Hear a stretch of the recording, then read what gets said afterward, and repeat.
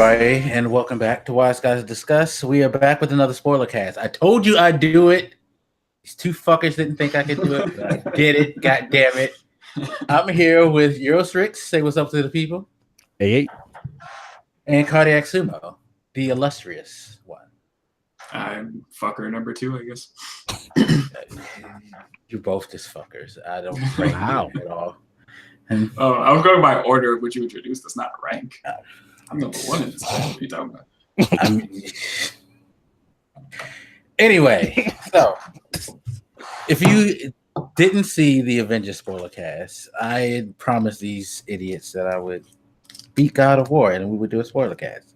So I've beaten God of War, beaten it real good, and now we're going to discuss our feelings on this game. Cardiac's gonna gush. I'm just going to be exuberant, and Euro is just going to be the calm master that he always is. So I will say, as much shit as we gave you, it ended up being good timing for me, because I was telling the guys before we got started, I was at work all day till like midnight, past midnight actually yesterday, just coding up a storm. I'm a software engineer for you guys who don't know. Just coding up a fucking storm, and I was planning on doing the same thing today. So Black gave me an excuse to not should kill myself, I guess. I saved him from himself. Yes, I did. You're welcome.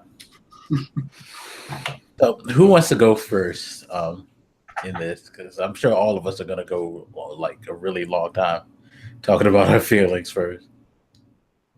So.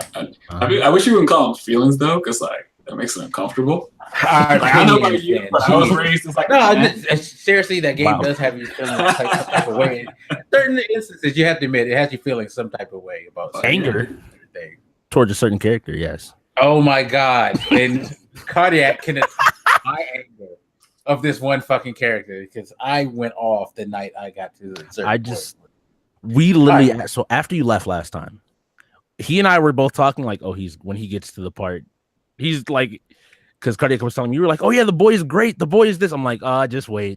You have no clue what's coming.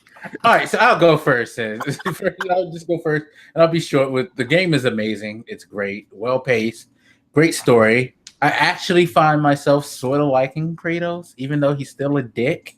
He's less of a dick being a dad. I guess this is something that happens to all men, because it's very funny, because the director of this game was known as a dick. And that was part of the reason why he left Sony. And then he comes back having a kid, raising family, and he's less of a dick. And he creates a game where he makes my most hated video game character in the world somewhat appealing. So good on you, because Kratos I could not care less about. The God of War games were fun, but they were just to me. Yeah, hack and slash, dead brain. I'm just gonna go through the pantheon of Greek mythology and just fucking tear everything to limbs. And now he actually put some thought before he tears you into pieces. He's actually I do this because I don't want to, because I have to. Okay. Yeah, he sometimes is the voice of reason, which is the best. It's so weird. Which fucking made me again. This is why I said feelings, because that confused the fuck out of me, because I'm just waiting for him just to rah do everything, and his son be like, "What the fuck is wrong with Dad? What happened?" It's like, you miss Mom that much? Crazy. Oh my God! But let me hop in on that. So I may have ranted about this once or twice before. There is a tendency among some gamers to romanticize the past, and they think that the old or classic games are often better than they really were. And I think that this game is a good example that, amazingly to some people, that new games can be better than the old ones. This game is far better than the previous trilogy on every metric, not just the graphics. So the gameplay is superior, obviously, but the storytelling is on a completely different level. I was saying something similar to Black about the Uncharted series, because I went back and played that. I played from the beginning all the way up to suddenly I hit Uncharted 4, and it was in a league all its own with its storytelling. I felt the same way about this. You see these old games got to rehash into something much better. So I think as a series, this was a massive leap forward from the past. And we can continue on from there, but I just wanted to start at the beginning as to like the old series. Because again, it's not just the graphics or the gameplay, it's the storytelling as a whole. I agree. I think this is easily the best God of War game. Like, it's not even close towards what you can compare the other games. It does like you said, every facet, every level of this game, they've stepped up. And kind of what Black was alluding to as well, I think it has to do with the developer as well, kind of evolving in what they wanted to do. Because everybody with Ascension was asking the question, like, is God of War dead? Like, are we just tired of God of War? And they proved, like, no, there are ways you can change it up, but still keep the God of War feel. I think it shows we expect like a different standard of games now too. Like, if they would have just gave us another God of War like the old ones, you know, maybe increase the graphics or something, it probably wouldn't have been good enough for most of us, let's be honest. Yeah.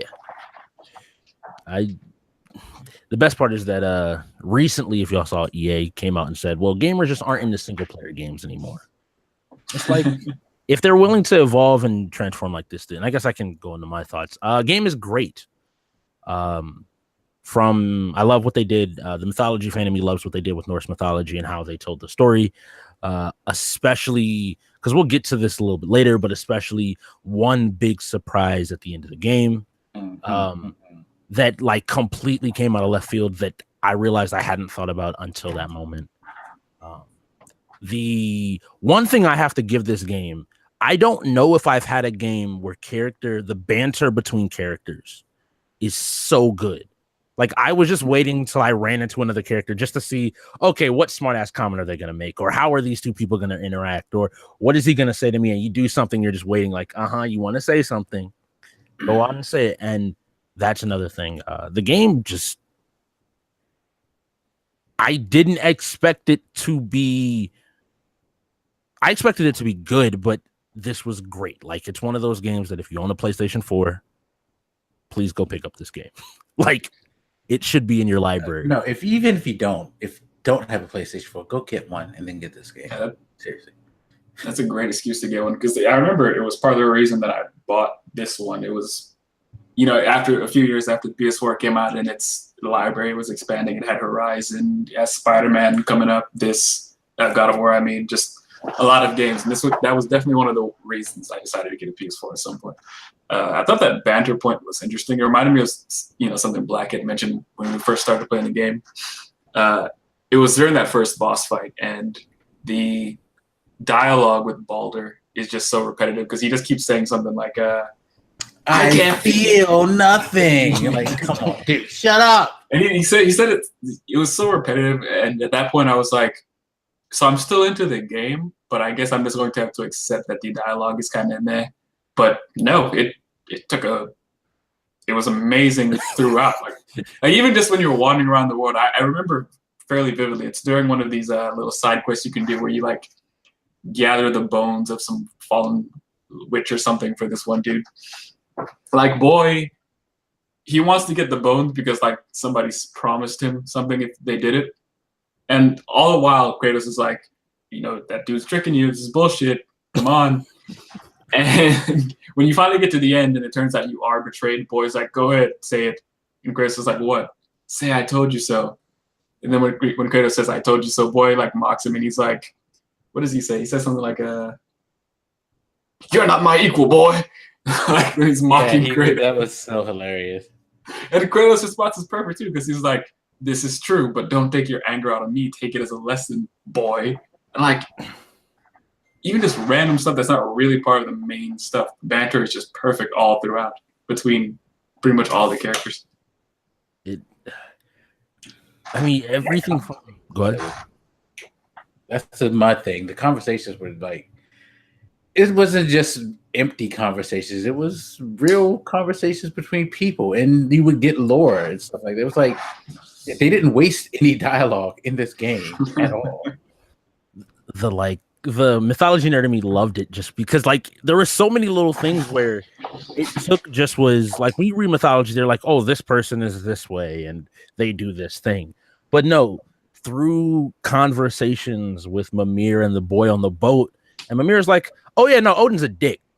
He did A, B, and C. And you're like, is Odin really a dick? No, like he did this. And you're like, he's kind of a dick. Like, it's funny because I told Cardiac, I was like, this isn't the Thor from the comic book. What happened? They made Thor out to be Thor is the worst human, like worst whatever, god, human creature. Psychopath carrying a weapon of mass destruction is what they make Thor out to be. Basically, yeah.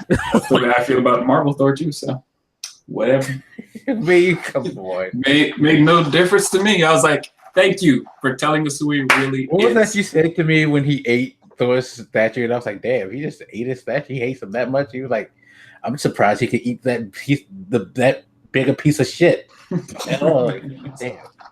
Like, I'm still hot. Thor. I'm always gonna be hot. But piggybacking off that point about Mimir and the lore, I said it early on before we even met Mimir. Mimir is a head essentially that you carry around with you.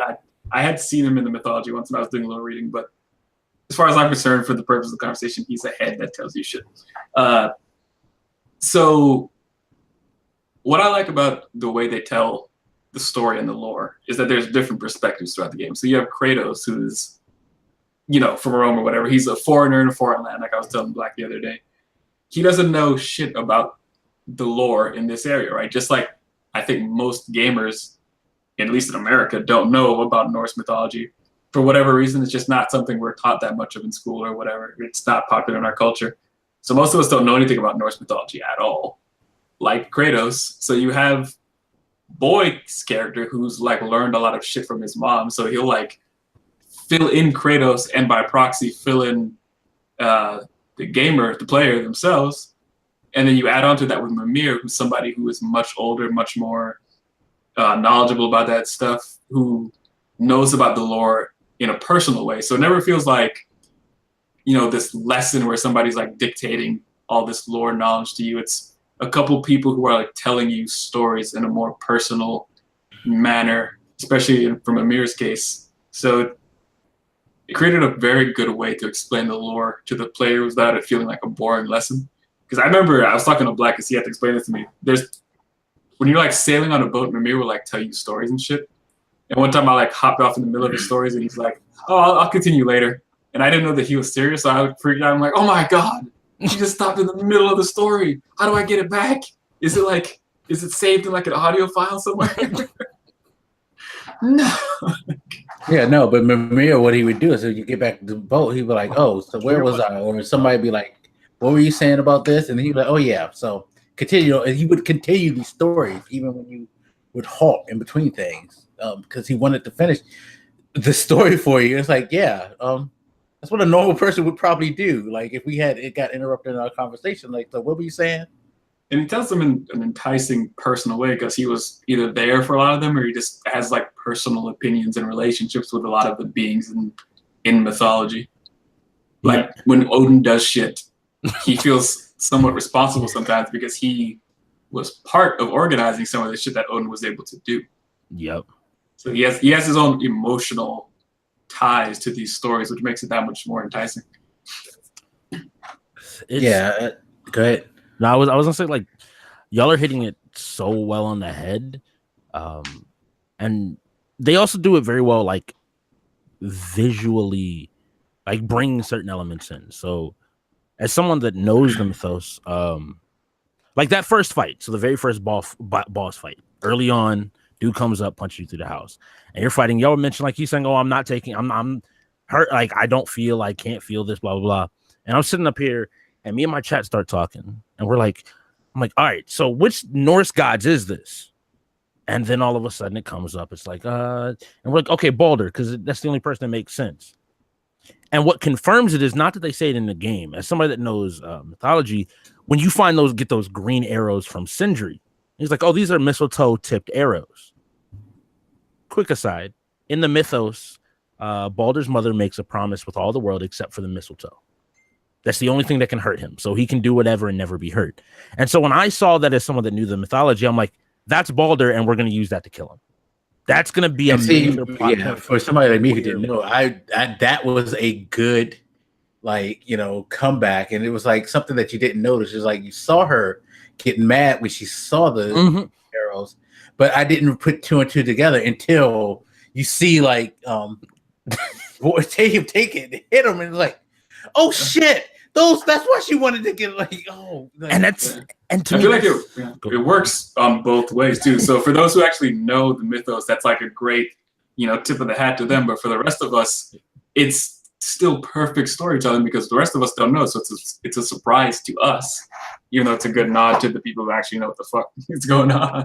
And it's good shock. It's not like, one of those lazy shock tactics that people can do in games. It's actually really good because it's a really good callback to that moment. Once you find out, because you don't just find out automatically that that's his mom.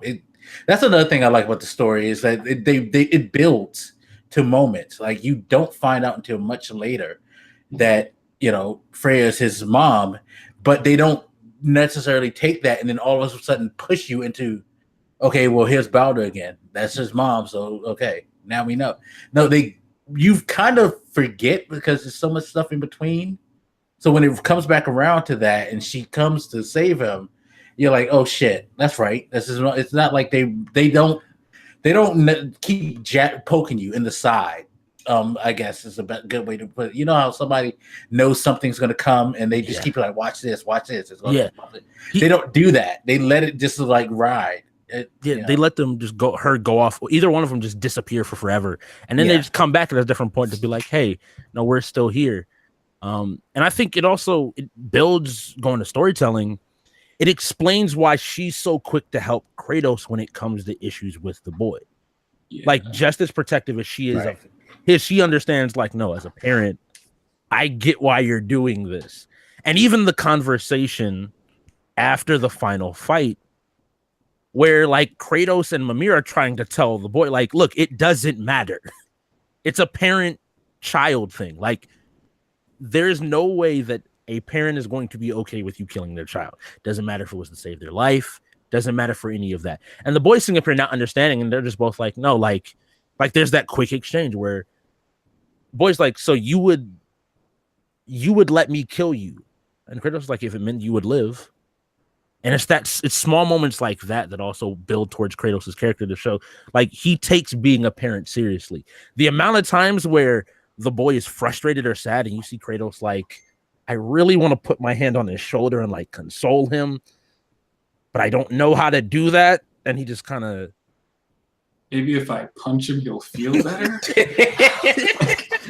I'm not used to doing the opposite of hurt.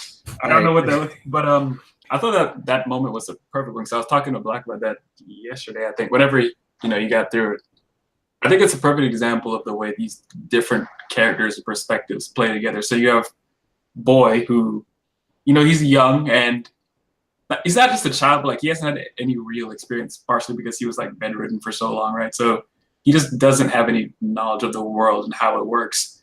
So a big part of this game is him just kind of learning how shit goes, that people aren't always nice, that shit isn't always simple, like that disposal of Baldur.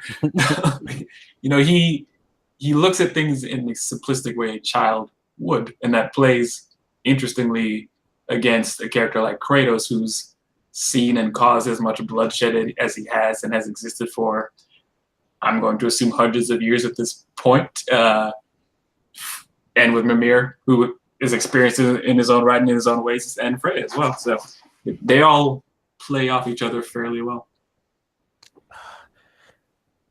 Just every time I think about this game, it's those elements, it's those moments that are great. Other storylines that kind of have a similar effect is early on, you get a quest to go check out Fafnir's storeroom. Yeah, you run up to his storeroom. Before we go on, have y'all interacted with the dragons? The three that you freed? Yeah. Two. Only the first one that we killed, and then the first one that you freed. Okay, well, there's a moment where that story is continued in the game, and it kind of tells the mythology of Fafnir, this incredibly greedy dwarf. Is he the king? Not the king for the third one. Remember when you had to go get the whetstone? Was it the whetstone? Yes, the whetstone is his storeroom. And then you found out like his friend. Oh, the dude that gets trapped in the ring. No. No, Okay, not him. okay. The other So, one. Like there's you had so to go many- find the All whetstone. right, so Brock sent you for the ring. That was he was the alchemist. Okay. So Sindri sent you in to get Fafnir's this whetstone from Fafnir's storeroom. Mhm. And I mean y'all are playing through it, but The it's one that gets turned into the dragon. yes. Oh, yes. So what's the big thing is that dwarves and people that are amass great wealth, mythologically speaking, turn into dragons, because that's one of the things. Dragons have this insatiable hunger and greed for gold and wealth and valuables. And so one of the dragons you end up freeing in the game, you walk into a room and Mimir's just like, oh, that's Fafnir. And like one of the characters says, wait, like the Fafnir storeroom Fafnir? And he's like, oh yeah, there's, amassing a lot of wealth. There's side effects and stuff. And it's this weird little exchange where I'm just like, that's a nice nod to the myth of like how Fafnir kind of his own greed did him in. And it's so just darted all around the game that it brought me back to Witcher 3, which I love, where it's a story where every side quest has just as much impact as the main story. Like, it's not just like an afterthought of, I need 10 sheepskins. Please go get them for me and bring them back to my house. Here is gold. It's more like, no, like everybody has their own motivation, from the interaction with Sindri and Brock and their kind of storyline, Kratos and I'm just gonna call him Boy because I know his name is Atreus. God damn it, he's Boy? not Boy. It's Nah. Atreus. Boy. And his name is awesome, and they tell you why his name is fucking awesome. You should respect that name. I mean, I know why. See, you say that, but then the name that they don't let, like, they're like, I wonder why they didn't name him that. That for me was like the best moment. Bruh. When he Imagine told me that, I was just like, to Cuddy, I was like, bruh, really? I was That's- waiting for that for so long. Like, really, bruh. it's something so perfect because you're in Norse mythology. And even if you don't mess with it, everybody knows about Odin, Thor, and Loki. And they talk about Odin and Thor the entire game. And then it never was in my mind like, we haven't mentioned Loki at all. We see the world serpent. They mention his name in Norse mythology, Fenrir. But they never once mention Loki. And then all of a sudden they're like, oh yeah, my mom wanted mom was gonna name me Loki. And I'm wait. Yeah, when they said that, I was like, you son of a bitch. I said the same thing with Black too. Like, it's so weird that I made it through this entire game, and I played, many hours of it, and it just didn't occur to me that nobody at all, like no literature, because I read like all the literature in the game, none of the people who speak, nobody ever mentions the name Loki once. And I'm just like, how is it I just never noticed that with all this lore being thrown at me that his name never shows up? And then you see all the signs in the game, like the lore like then hits me all of a sudden. It's like, oh, that's why Atreus has a bunch of different animal things. Loki is famous for turning into animals. So all of his little spirit things, I'm like, okay, that makes sense. See, right. I didn't think of that. See, this is why this game is so I didn't think about it. I was like, it's true. Everything he does is a fucking animal. He screams it in Norse. God damn it. That's what you were telling me about. So beautiful. When because Strix was explaining to me that moment where he's like, where he learns that he's a god, and he's like, can I turn into an animal? Oh my god, it's like you have to explain that to threw me. That shit out there. Like, oh, it's like if you go back and think about the game, you realize like the entire time, like these little jokes and things, even as somebody that knew it, it never clicked with me. Like, because early on I was like, all right, his mom has to be somebody special. And they're like, oh, Faye, and they mention the name in passing. And I'm like, Faye, who could it be? And it's not until that last moment where all of a sudden I'm like, they actually made that something that like 100%. If you can probably figure it out, but if you're just playing through the game, it doesn't stand out at you. It doesn't jump into your face. And then there's mention of like, oh yeah, the snake likes the boy. Well, in Norse mythology, Loki is technically supposed to be his father. Loki is like, that's one of Loki's kids. So yeah, there's this nice little line like, oh yeah, the world serpent likes him. Okay, cool. What? So didn't they mention, I can't remember where in the game, but they alluded to this idea that, I don't know, the battle during Ragnarok or something is so powerful that it like expands through time or something. So I don't know how to explain it. There's like this weird temporal state around that fight, so that snake could like be from the future or some shit. Mm-hmm. So he really could like kind of be a creation of Loki's idea. And it's because I think that's what Mimir, because Atreus says, I've never met the snake though. And like Mimir basically says something like, it's not so much if you've met him, but when you meet him. Like it's this weird, like you're saying, like the game's even like, you may have met him, you know. Right. Like I don't remember exactly how Mimir explained it, but he made it seem like there was this weird notion of like time. I don't know how the fuck to explain it. I'd have to go back to see how he explained it.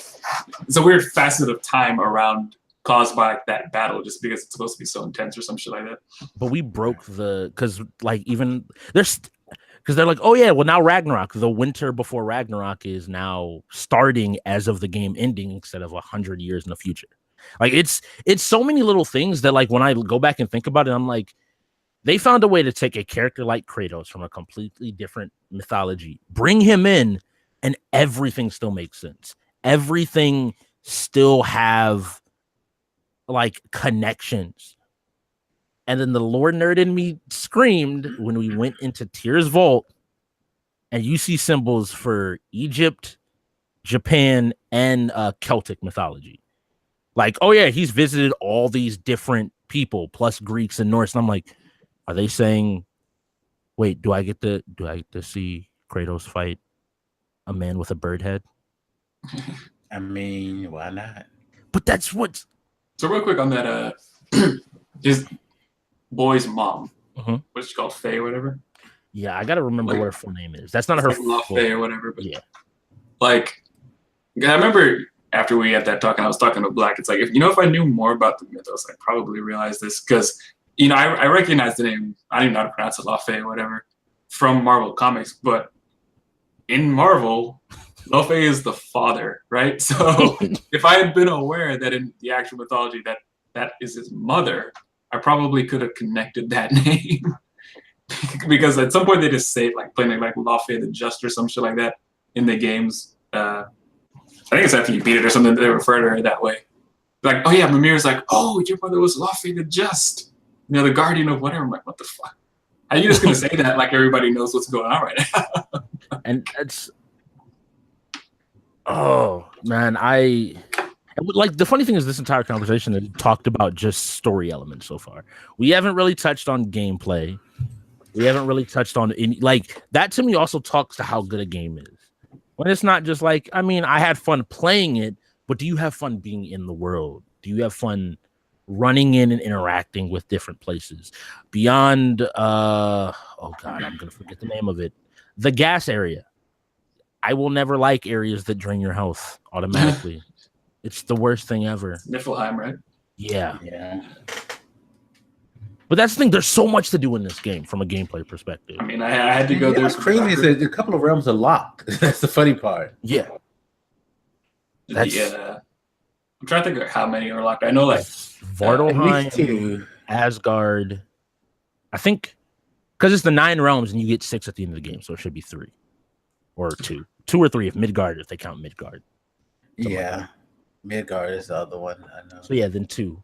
It should be 2. It should be Svartalheim and Asgard. Which the bridge, the game. Okay, the game just looks pretty. Like every time I wanted to just switch between realms because when you're in the world tree and the bridge is turning, it's so beautiful just to watch all the particle effects and the colors and everything shift. Yeah, that game is. Now, do you have a pro? Who? You? No, mine's regular because I'm a cheap. All right, so I guess let's start to talk about graphics and gameplay. I do have a pro, and I do have a 4K TV. Oh, big man, big motherfucker! Oh, so cool! Oh, look, I have a pro because my original launch day PlayStation 4 died a sad death. And for some reason, GameStop was so stupid they took gave me $175 for it. Like, okay, no, I can talk shit now because you can't take this shit back. Fuck you. It's mine now. God damn it. I'm gonna tell their CEO. Yeah, I pretty much got like the shit for half off because my thing died. And then I've got a TV with my taxes, a 4K TV, not a high grade one, but it's a pretty good, decent one, decent price. That game in fucking 4K is amazing, but if you're gonna play it, you might not want to put it in performance in the graphics mode because they have a performance mode as well, which allows you to play the whole game at 60 frames per second. And that shit, especially when you're whipping around that fucking axe, is fucking amazing. Especially since it automatically now super samples. So even if you have don't have it on 4K mode and you have a 4K TV, the super sampling will automatically checkerboard it for you. So it still looks fucking beautiful, and the fucking thing just feels so fucking good in 60. So, I'm not a big frames per second person, but I can say like that shit feels good as hell. So I hate you for having a better visual experience than me, but I think mine was still pretty good. Like the just the variety of imagery in the world. Like I can't remember the name of the place, but like that forest where the witch lives, where Freya lives. I remember the dude talking about it in like an interview or something. It feels like you're just walking in this dream space. It's one of the most bright, colorful, vivid, trippy fucking things I've ever walked through in a game. It's just fucking gorgeous. Just to look at, just to walk around. I don't know how to describe it. You have to play it and go through and like walk through that area where that witch lives. It feels like magic. It's gorgeous compared to other places like, if you go to Muspelheim or whatever, the fireplace. It's not quite as like pretty, but it does feel like gritty. And I think the diversity as well. Like they'll be like, "Hey, here's a bunch of water, and you're in the mountains. Oh, but there's ice as well. There's, like you said, this dreamlike forest. There's basically a giant volcano land. There's the space in between that is this weird. It's almost like if you're trying to picture, like, so what would the space between realms look like? It's like, well, what if it was this thing? And there's all these, like, what I kept on enjoying was that you always felt like something it was kind of different. Nothing was 100% the same. When you're climbing up the mountain, all right, that reminds me of two questions I have for y'all. What's your preferred weapon in the game, and what's your favorite boss fight? I think we both agree on Leviathan. Fuck yeah, Axis Bay. Okay. I mean, I love the blade. I will say this though: when I got the blades, it was like, yo, this feels so good. And again, seeing those things just whip around and like knowing the combos from the other games, like it's like, oh shit, I'm about to fuck shit up now when you get them. And like you just remember the button sequence. It just came back to me for some reason. I don't know why. That's the best part, yo. Doing that shit, and I was just like, "Yep, we fucking shit up now." Like it was beautiful, but Leviathan is so good. If you're going to make a game about, like, say, Marvel's Thor, you need to call Cory Barlog and the rest of Santa Monica and find out what you need to do to make Mjolnir, because that shit feels so good. The fact that like when you throw it, you like it's the weight when it comes back and the snap that you feel when it hits your hand, like it's fucking beautiful. And the combos for that are just great too. I remember saying the same thing, like because we both started playing around the same time, and I was like, I can't believe how fucking good this feels. Because I wasn't expecting it to feel particularly good, or I didn't expect to even want to throw the weapon that often, but I do. And like, I said the same thing, like, before this game, I could not see a Marvel Thor game work it out. But after this game, I'm like, yeah, I can see it. I've seen something similar. I can see it working out now. I can see that the combat would work. It's so fucking. I am going to answer that question about the boss battle too. But like when you're throwing it, and it like sticks in a dude and like freezes him or whatever, you can like turn and just start going hand to hand while the axe keeps somebody frozen and boys up and out. Like, the entire combat system was so fucking fluid. Because I definitely had time where I like throw it at a dude just to pin him in place. I'm beating down somebody with my hand, like maybe a big dude will come in and I'll just like summon the axe back and just fucking. What's up? Did you skip it? What? The axe. You know how you can skip it and trip people up? Yeah, like small things like it's overall like I always figured out that like every single hand I had or finger I had on the controller could be doing something. And like you said with the axe, like everything flowed seamlessly, how both of you were alluding to, right? Like you freeze some dude, you get into a fight and you just start boxing somebody up, catch the axe. All of a sudden, something about to hit you, Spartan Rage, stun everything, go back to like, and small things like you can choose when you turn Spartan Rage on and off. So you can turn it off and then go back. Like everything flowed well. The animations are on point. Like I'm trying to think of what I would say the worst part of the game is. And I just come back to like, it felt good throughout. Like the worst I can say, the frame rate dropped, but I'm not going to pretend like they didn't make this game for a PlayStation 4 Pro. And I'm on the normal PlayStation, like I had a few frame rate dips, but not enough to where I was like, man, this game is unplayable. So I'm not sure. I do want to talk more about the gameplay, but I was trying to figure out my answer to your boss question. And I'm like, I don't know, because it don't feel like we fought that many bosses per se. There was like, you fought Baldur 3 times and you fought a dragon. I don't think there's anything else I would consider a boss. Modi and they were bitches. Yeah, I don't consider them. I guess I don't really consider them a boss, but fair enough.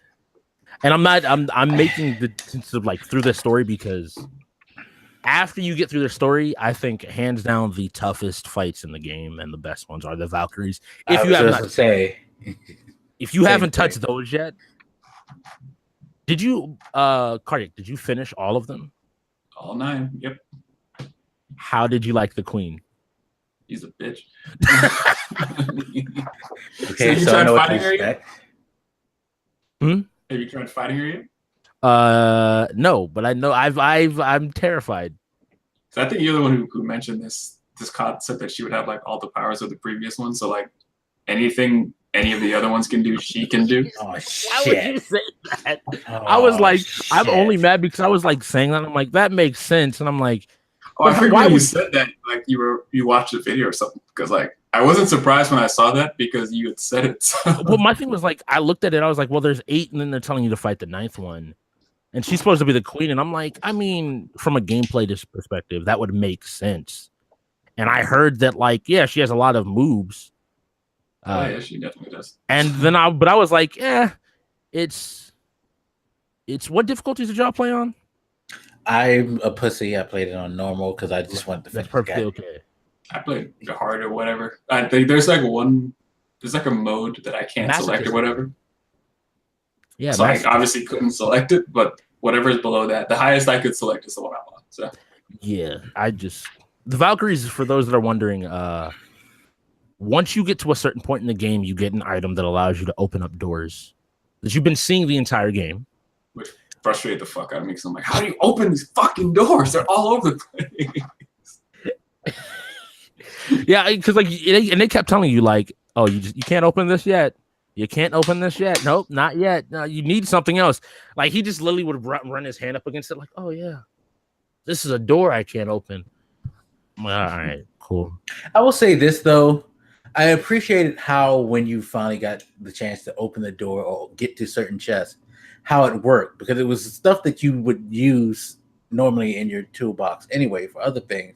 And they made those things accessible by them. Like when you had to get the chisel to go forward in the story, they also was like, oh yeah, well, this will help you do this too. So if you wanted to go to the side, you have this now. When you got, the shock arrows for Atreus, oh, now I can fucking, blow off this stuff so I can get to these things like that. I appreciated that because it was stuff that you were going to use anyway. So yeah. It wasn't just like something that you had to get specifically for that side task, which a lot of games tend to do. But I love the dragon fight because it felt so kind of classic God of War. I would say that was my favorite. Because it's like, first of all, boy, I'm talking to you right now. Do not ever say this sentence. Hey, look, we're almost there. What else could go wrong? What could be a problem? I'm like, let us stand there. Movie character. Bro, the amount of times he said that, and then all of a sudden it's just like, oh, a dragon popped out and now wants to eat us. I'm like, bro, that visual was perfect because he looks so excited and you're like elevating up into the sky, like everything's it's like nobody can stop us. It's gonna be great. And this fucking and I'm like, of course there's a dragon, because why the fuck wouldn't there be a dragon inexplicably? Like maybe it's a lore thing, but I'm like, that seems weirdly convenient that there's just a giant fucking dragon exploding through the walls right now. So did y'all wonder why the boy never guessed that Kratos was a god? Like the amount of times where he was like, "You killed Modi. He's a god. How? But he's a god." And like, I'm like, I think it's part of the fact that he grew up watching this guy do these crazy things. I mean, the game starts with you hacking down a fucking tree and throwing it on your shoulder like you just picked up a duffel bag. I feel like that's. I think part of it is like he doesn't have any other humans to reference, because like he was bedridden or whatever. He's seen his mom, he's seen his dad. Like he doesn't have enough. What do you call it? Like a baseline to know what's normal. Like he seems to know in some cases that it's weirdly strong, but he doesn't have any like frame of reference either. Doesn't he actually write in the books, or he says out loud, he's like, "Yeah, Dad's been strong. Dad's really, really strong." But I mean, he's always been strong. But that's my issue. Is like at a certain point, like the whole like, oh, Dad, he lifted like a mountain. He's like doing things that are like, and I'm just like, Kratos, you're so amazing and fun to watch. And now on the flip side of that, the moment boy finds out, I just before you hop there though, like all right, the moment I realized that boy's dumb is when Kratos like pushes the entire bridge. I'm like, bruh, because he literally says like, "Dad, you're so strong." I'm like, bruh, do you see the size of this structure in the lake? He's spinning around. I know you don't have like other humans, but good God, you must know something's up here. This ain't like a bit of leverage or whatever. And as far as the boss fight thing, I prefer the Baldur fights because, how should I put this? They feel the way a battle between gods should feel. They feel epic. You're breaking through. Like even the first fight, you can like punch and kick him through trees and rocks and shit. Like it just feels epic, yet still grounded in a very personal way that in sense with the dragon. So I do agree that the dragon is like more classic. I'm gonna kill something big, God of War, but there's something intimate about like the hand to hand. Because the first fight when Baldur shows up, I don't know who the fuck it was, right? So he's just like this skinny dude, and when he shows up, I actually thought like, oh, he must be like some sort of like villager nearby or something who like figured out who I was and now he wants to test his metal. That's cute. And then he like rocks you through the house. And for me, from there on, it was like really personal. Like I fought the next couple fights using only my hands. Because I was like, you're not gonna punch me like that. And then, no, I'm not gonna use my shit on you. You don't deserve it. Hand to hand, let's do it like men. You're a bitch. So. But that last fight though, when him and Boy like tag team, oh my God. Oh, like I was just like looking at Boy, just like you could tell like once he got over his asshole state, Boy just like was so sure of himself. Like the way he was just flying through the air, just like going down, like not giving a fuck. I'm gonna shoot these arrows, I'm gonna kill your ass. It was just God. It's minor too, but if you listen to like their dialogue, you can tell that Boy feels more confident over time, and like Kratos accepts it more, because like a lot of times in the beginning, Boy would say like, "How did I do?" Like after you fight, and Kratos would be the dick and be like, "Show me improvement" or whatever like that. But at some point, he's like, "Adequate," which doesn't sound like much of a compliment, but from Kratos, it is. And I think at some point he starts to say like, "Good job" or whatever. But if you listen to them, you can actually hear Boy's progression through time. But you can hop on the dick moment bandwagon. Nah, we all right. So the reason why this moment, so Boy finds out he's a god, and straight on like the next sentence is like, all right. The next thing he says is something along the lines of, like, wait, so we're gods? Yeah. Oh, so that's why what we're doing is right. That's why and then like at certain point he's like, we don't care about your little people problem. Like it's so much stuff that is completely horrible. Like you hear it and you're like, I don't like you. But to take it a step further, they actually made him not listen to you in game. There's one thing, like it's one thing when your character is saying that, but the moment you realize that he is actively fucking you over in combat, I died more in that section of the game than any other time because I could not dictate what was going on anymore. I'm like, all right, cool, I got this. I'm like, wait, why don't I have arrows? Wait, why don't I have like his little spirit ability? Why is he on stun arrows? I need electricity, right? And I'm sitting up here and he's whatever. Can't phrase. I kept being like, say whatever one more time. So I thought it was told even more beautifully than that. So throughout the game up until that point, Kratos is, for whatever reason, very reluctant to tell Boy that, you know, Kratos is a god or whatever. And when he finally just like swallows it up and finally says it, you can tell he's waiting for some sort of horrible reaction. And Boy, in his innocent state, is like, so can I turn into animals? And it's like this weird, like, it relieves all the pressure you built up about that reveal. It's like, Boy is just a boy. He doesn't give a shit. So you start off with like that kind of elated, good feeling that, you know, Kratos finally told him the truth, and it turned out the truth is fine. But then you see Boy slowly talking to being a dick, because as he's processing the idea of being a god, he's becoming more excited, more arrogant, more accepting of this role. You know, he'll say things like, you know, it's no wonder like Odin and them want to kill us because we're a threat and they know it and they're right to be afraid of us. When he was saying that shit, it made me want to like think back to the earlier parts of the game. I was trying to think like, how did he look at gods before he knew he was one? And I don't know that it was a sense of reverence or anything, but it certainly was like a sense of fear. Like they are above us. They're gods and we're not. And the second he realized he was one of them, he's like, oh, I'm gods and everyone else is not. It's like it was such a great progression.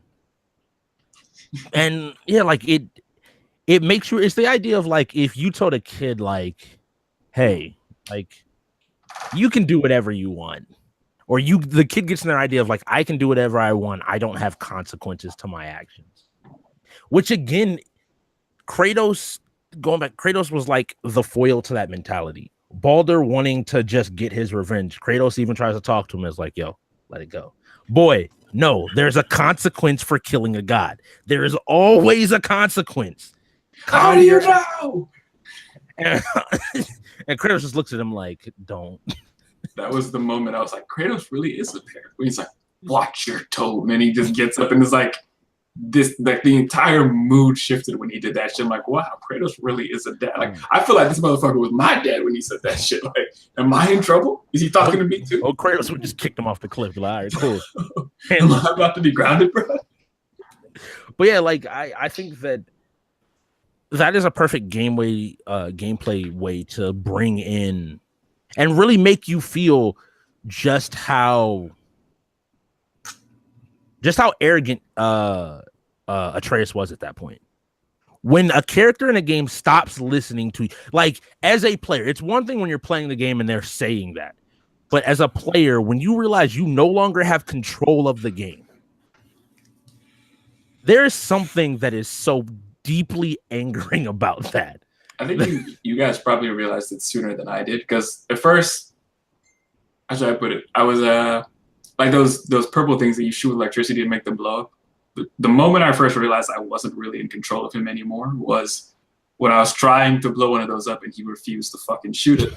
And at first I thought it was like a glitch or a bug. I'm like, what the fuck is going on? Until I realized he was saying whatever in response. I'm like, this motherfucker, are you serious? I can't walk past and not get this chest, bro. Please, just comply for what? I can kill all the other stuff, but I can't open this chest. I think that's the same way I noticed it, because I didn't notice initially because I used him all the time in combat. So I'm just like tapping and holding square and doing that. And it wasn't until like you slow down and have a specific thing you want him to do. And I can't tell him to go to his room. I can't tell him to like, like I told you this, Cardiac, when we were sitting there talking. Legit, when I realized this was the case, I went into my settings and I was like, can I unequip everything off of the fucking boy? Can I just take away his bow and his clothes and his spirit animal? Can I just make him sit there and watch me? Because God, if you're not going to be helpful, you are definitely not just going to run around and do what you want.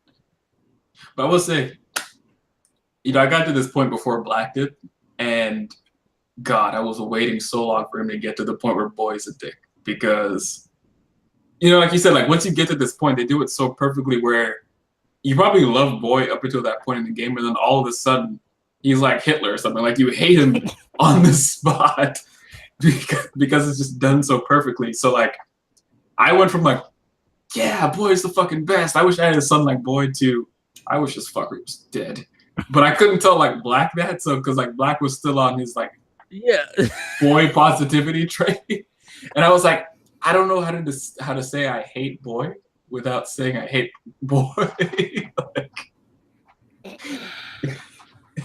So Black, because legit after last week's show, Cardiac and I sat here talking, and that was one of the things we both hit on. Like, I need him to get to this point. Like, he needs to see what this kid does. I'm like, oh. So Black, how did you feel about the newly discovered godhood of Atreus? Okay, to reiterate this point, and again, Cardiac, you got most of this, but I fucking love Atreus. And not just because of like his character, because I thought his character was done well, and like he was the perfect opposite of like Dick Kratos. Again, that's all I kept saying. Dick Kratos, love Atreus. Dick Kratos, love Atreus. Dick Kratos, love Atreus. I love Atreus not just because of the character that he was up to that point, but because he was kind of like from a gameplay standpoint, he was almost damn near perfect as a character. He wasn't just there as a sidekick. He wasn't just there as a, button to spam when you needed to do something. This boy was active, and especially when you start unlocking his abilities, he would actively participate in the fight. Like, I'd be fighting somebody, and somebody will come and try to get me. He'll jump on them and start beating on them, and I was like, oh, shit. Thanks, boy. It was like, he was good at AoE.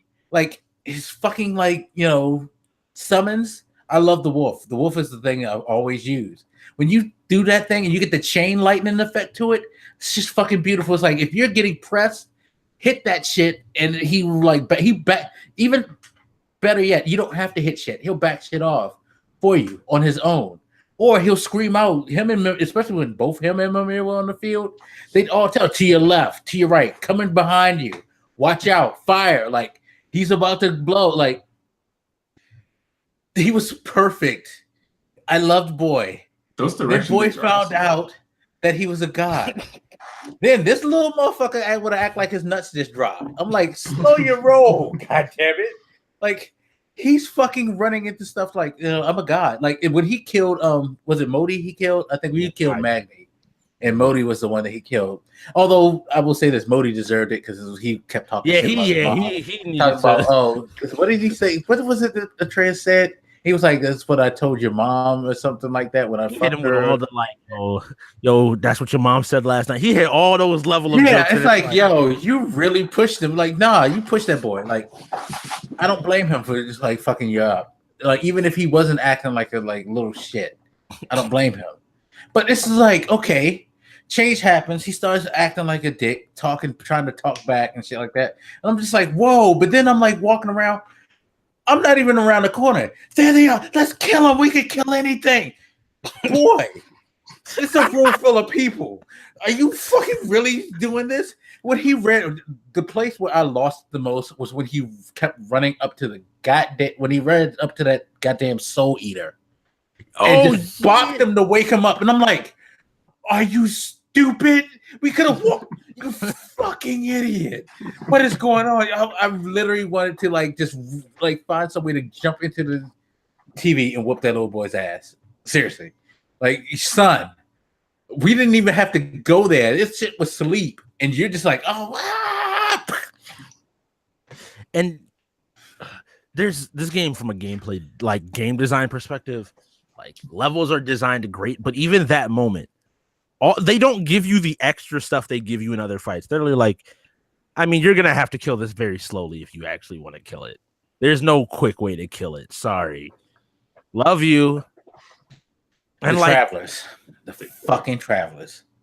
I love the one in hell. The one in hell is still my favorite because he caught me by surprise the first time I was. So you get the winds of hell and you're walking up the bridge to leave. And he's just off to the side, sharpening his sword. And I'm sitting up here trying to figure out like the puzzle. So I'm like, all right, cool. I throw the winds there. All right, grab them, run up here, throw them here, and I'm doing all this stuff. And then all of a sudden, like I just get 3 hit, just like a sword. And I'm like, what the hell was that? And then later I was like, oh, he's right there. He still doesn't do anything until you basically walk up to him like, hey, my name is Kratos. I'd like to shake your hand. He just sits there just sharpening his sword. That's what bothers me the most about them is that they're so powerful, but when you first run into them, they're just like really nonchalantly. And then during the fight, he'll do that walk back step shit with his shield on his back. Like, keep trying to hit me. You're not going to touch me. I'm going to just he slowly walks to you. Like, I'm about to fuck your ass up. I mean, that's when Boy shows his worth, right? Like, because I always angle him between me and Boy, and then shoot him with Boy's arrows. Yeah, that's how you know somebody's a problem when like they don't consider you enough of a threat to bother getting up until. Yeah. Just like the Valkyries, like unless you fuck with them, they don't care.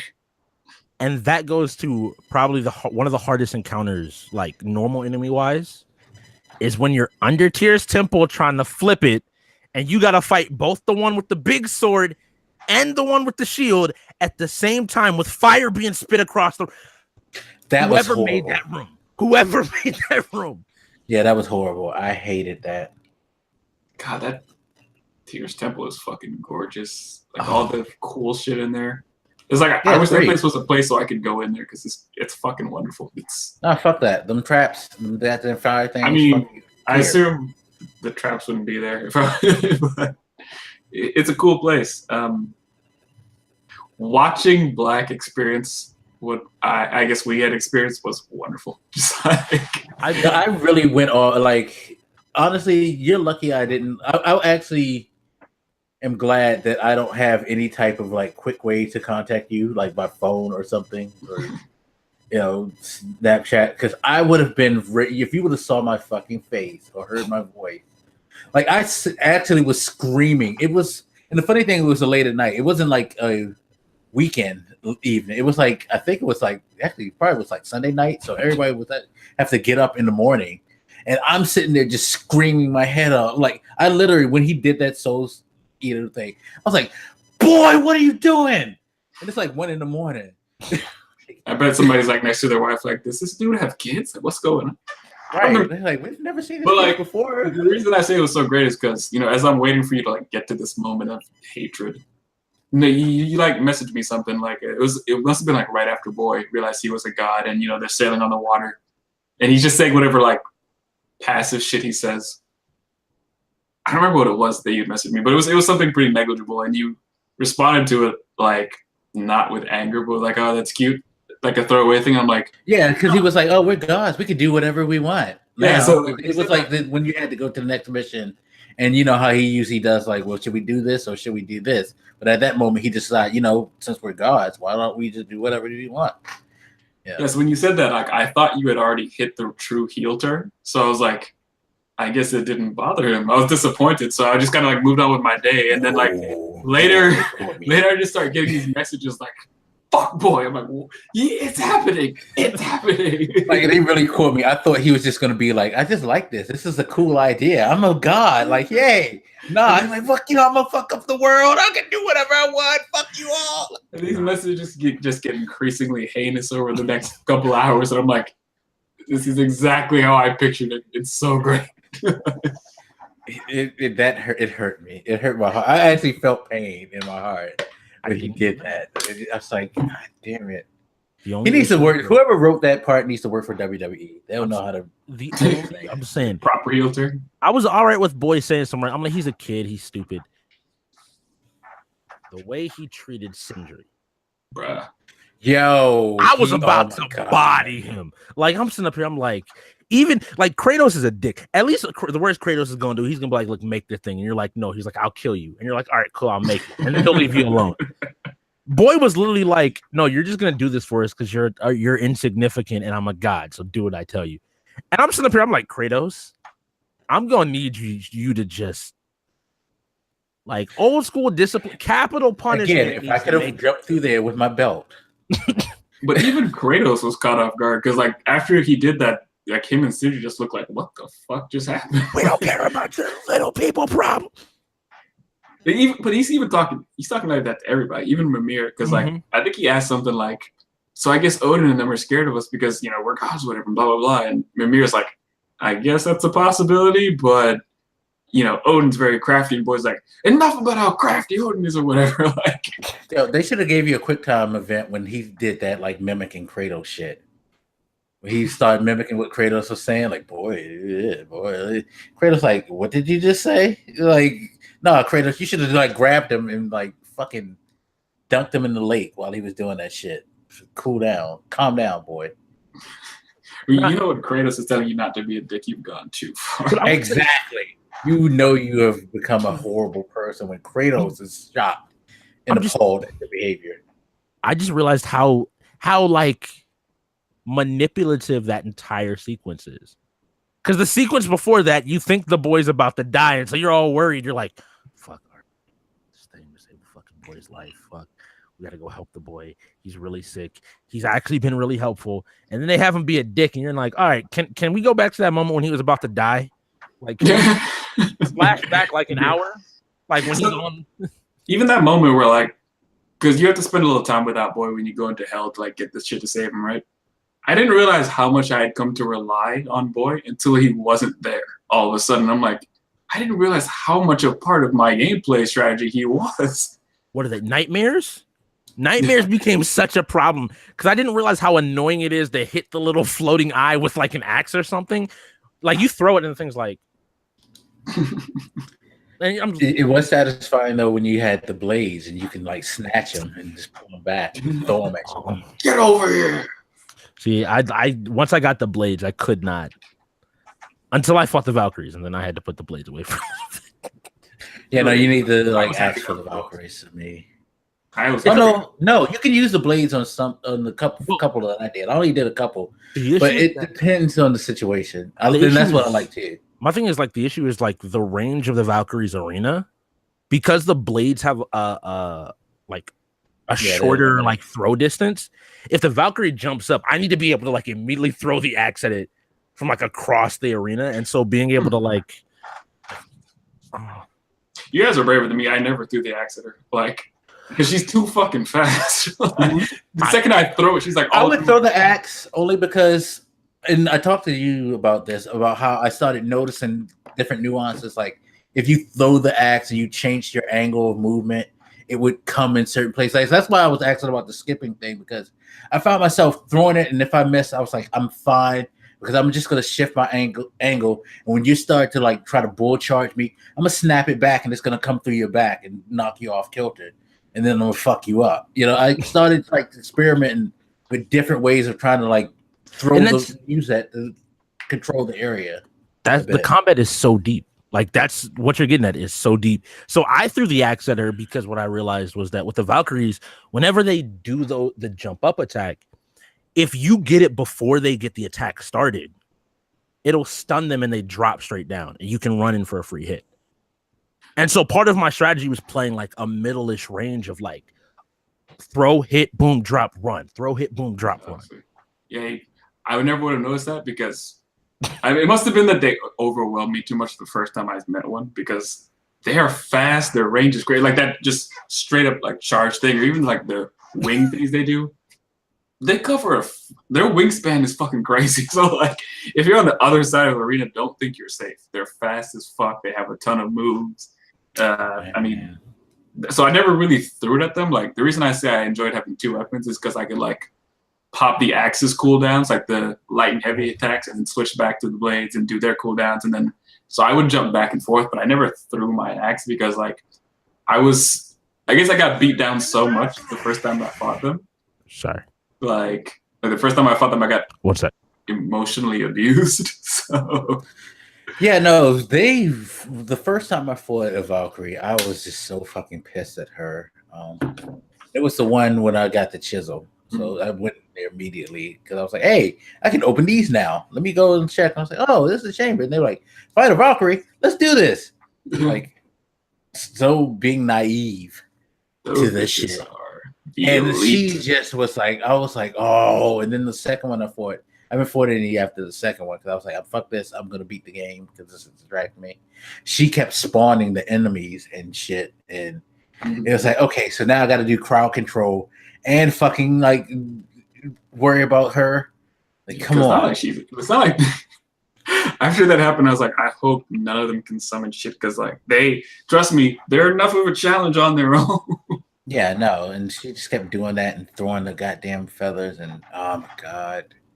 And even like so some of those moves are like, unblockable and they do damage and shit. Like at least for me, it's not always easy to tell which one they're about to do. Because you need to react differently to different attacks. And like, again, they're so fast. Like for me, at least, I get overwhelmed. Like I can't tell which one she's about to fucking do. So I don't know what. Because like, I don't know if you've met. Because I'm sure several of them do this. They like go up in the air and they're like throw these ring things. She has like two versions of this attack where like she'll throw 3 rings and you can block that, or the one where she just throws 1 and it's unblockable. A lot of times I can't tell which one it's about to be. Yeah, and that's the thing. The only one move that I've really recognized with them is the wings. When they're about to do the like slashing with the wings at you. Even that, because like, so the ones that you can block, you probably should, because if you try to dodge them, you're probably going to get hit a lot of the times. Yeah. So like, the wings, she always comes from a certain side. Like, she comes from your right with the wings first, so you can dodge to the right or whatever. But if you dodge to the left, you're gonna get hit. But at the same time, like she has this like straight attack from the left, and you can't dodge to the left with that one. So you would have to dodge to the right. Yeah, like you said, you really can't tell because sometimes you see her like charging up for it. You get the indicator that some shit's about to go down. But sometimes you forget because if it's such a heated battle, especially with the ones when they spawn things, like that was such a heated battle because I'm trying to work. There's something to my right. I need to get away from it, and she's about to do something. That's right, because you got to keep your eyes on her at all times. And some of them can like go behind you, like in the middle of an attack. I don't know if the ones you fought do that, but like you're attacking them and they'll just like jump behind you, and you need to look right at them because you don't know what the fuck they're about to do when they're behind you. Right, like I found myself trying to dodge as much as possible. Or at least move away from, like, I try to keep distance because it's like I don't know what you're gonna do. So at least if I had different distance, I could kind of react because I'm gonna close up to you. I'm lost. So it's their challenge, but it's a good thing, and it's like there's reasons to do it. That's the one thing too I really like about this game is that there are reasons to do these side missions, not just as a loot grab type thing, but like there's a lot of story, there's a lot of background, there's a lot of like I've looked at some of the stuff for the side stuff. That's why I don't care if you guys spoil any side things because I've looked at some of it just to see, like, curious as to what it's about. And like with the Valkyries, the ending of that, like what you get, the payoff story for that. To me, I thought that was really, really cool because you find another huge chunk of the Norse mythology. Yeah, it's awesome. From that. So it's just. I think that the way some of those fights work is like my original strategy was like if I just keep dodging, I'll dodge everything. But some of that shit like dodging is the wrong move. So bro, like when Cardiac, you and I talked about this. The attack where it's the unblockable when it'll like stun you if you try to block it. The red attacks. Mm-hmm. So when she does that jump forward with her fist, you have to dodge to the right because if you dodge to the left or straight back, she'll still hit you. Yeah, I was talking about that. I was like, that's insane. Like they legit, because the boss will even condition you. Like the boss will dash to your right and then do the attack, and all of a sudden you're like, but like the instinctual thing is to like go this way, and you do that and get hit. And it's just like, all right. But like at the same time, like I was talking to Black, like the other attack she does with like the alternating wing thing, if you dodge to the right with that, or depending on which direction you dodge, you can still get hit with that shit. Mhm. So like, she'll condition you to dodge certain things, but if you do that same dodge, you'll get hit by the other shit she does. And when you put up the shield, she throws the feathers, and if you put up the shield too many times, that's when she'll do the Valhalla and jump. And if you're not ready to dodge the moment she says Valhalla and starts to jump, you lose half your life because she steps on your fucking neck. Fuck. it's not like a. Well, first of all, it's a big ass chunk of health when she does it. So It's at least the health. It's at least half. Oh, it's like if you're lucky, it's half. So a good indicator for how hard these fights are, as far as my behavior goes, if she lands one of those fucking attacks at me in the beginning, I just let her kill me because like I can already tell this is not a good start. Like if I don't have her like halfway down by the time she does that, I'm like, all right, I'm not gonna win this. So let's just start over. This already didn't go well. She can fake you out actually, which really surprised me. I don't know if you guys have noticed that, because like she'll do the things like she'll say Valhalla, or you get like the red indicator, or she'll like charge at you, and then she just like stops in the middle, and it's like, what the fuck was that? You can't just fake me. What the fuck? I remember they play with the camera as well. Like she'll do a fake out attack and then and purposefully jump off camera, like someplace you can't see. And to be 100%, that's where I started using the was it if you tap down, your character does a 180 immediately. I started actively using that mechanic because I was like, I actually need to be able to turn around quick enough. And for anybody out there that if you're playing this game and think it's too easy, play those fights. Those fights real quick will make you realize, maybe it wasn't so bad. But even outside of that, because I know one of the arguments I saw somebody make was there's not enough enemy variety, which sure, you get a lot of the same types of enemies that look the same, but they're really hard to fucking say because you can run into 5 different soul eaters and they all have different ways of coming at you or attacking you. Or even some of the zones have like specific enemies to them. Yeah, like the ways the nightmare function in hell don't function the same way in real life, or like the dark elves. By the way, fuck them. Fuck any boss that makes it so I can't see more than 5 feet in front of me, jumps back, and then when will they come do at that me. darkness shit. I know. The nightmares. I was talking to you once, Black, when we were playing, and I had mentioned that there was this one enemy that has this annoying mechanic that I already hate. It was a nightmare, and I can't remember where, but they can like inhabit other people's bodies, and they heal them, and they're stronger, and like you can't. I don't know if you can get them out. Like I have to kill. Like if they inhabit somebody's body, you have to kill them, which is not easy because they heal. So it's like. But that's what I mean. Is like I went into most of them not feeling like there's too much of the same enemy. It's more like, all right, I've seen this enemy enough to know how to deal with this. I've seen this enemy enough to know how to deal with this. So all of a sudden, when they're throwing like a giant at you, a bunch of nightmares that are going to inhabit people, a bunch of nightmares that are going to throw you, the witches that throw poison everywhere, fuck them. That's Black's favorite, yeah. Just because you have to have an arrow to shoot them with. Like, that's the most annoying mechanic to me. Was it you I was talking to, Cardiac, where you were like, yeah, I popped Spartan Rage, and she literally just dodged every single punch because I didn't so dumb what she does.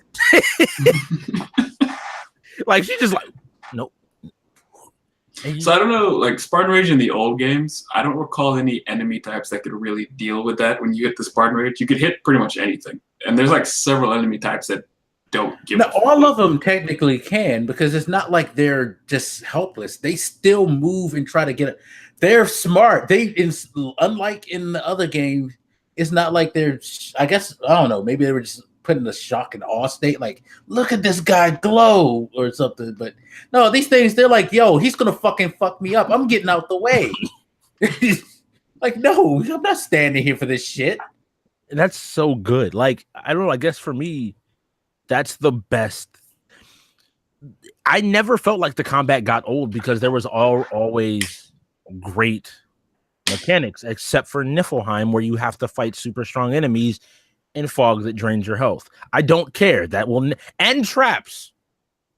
that shit kills me. Like, because when I walked in there and when I realized it was poison, I was like, all right, but the enemies are going to be soft. Nope. They're strong as fuck. I could barely get past like the first area.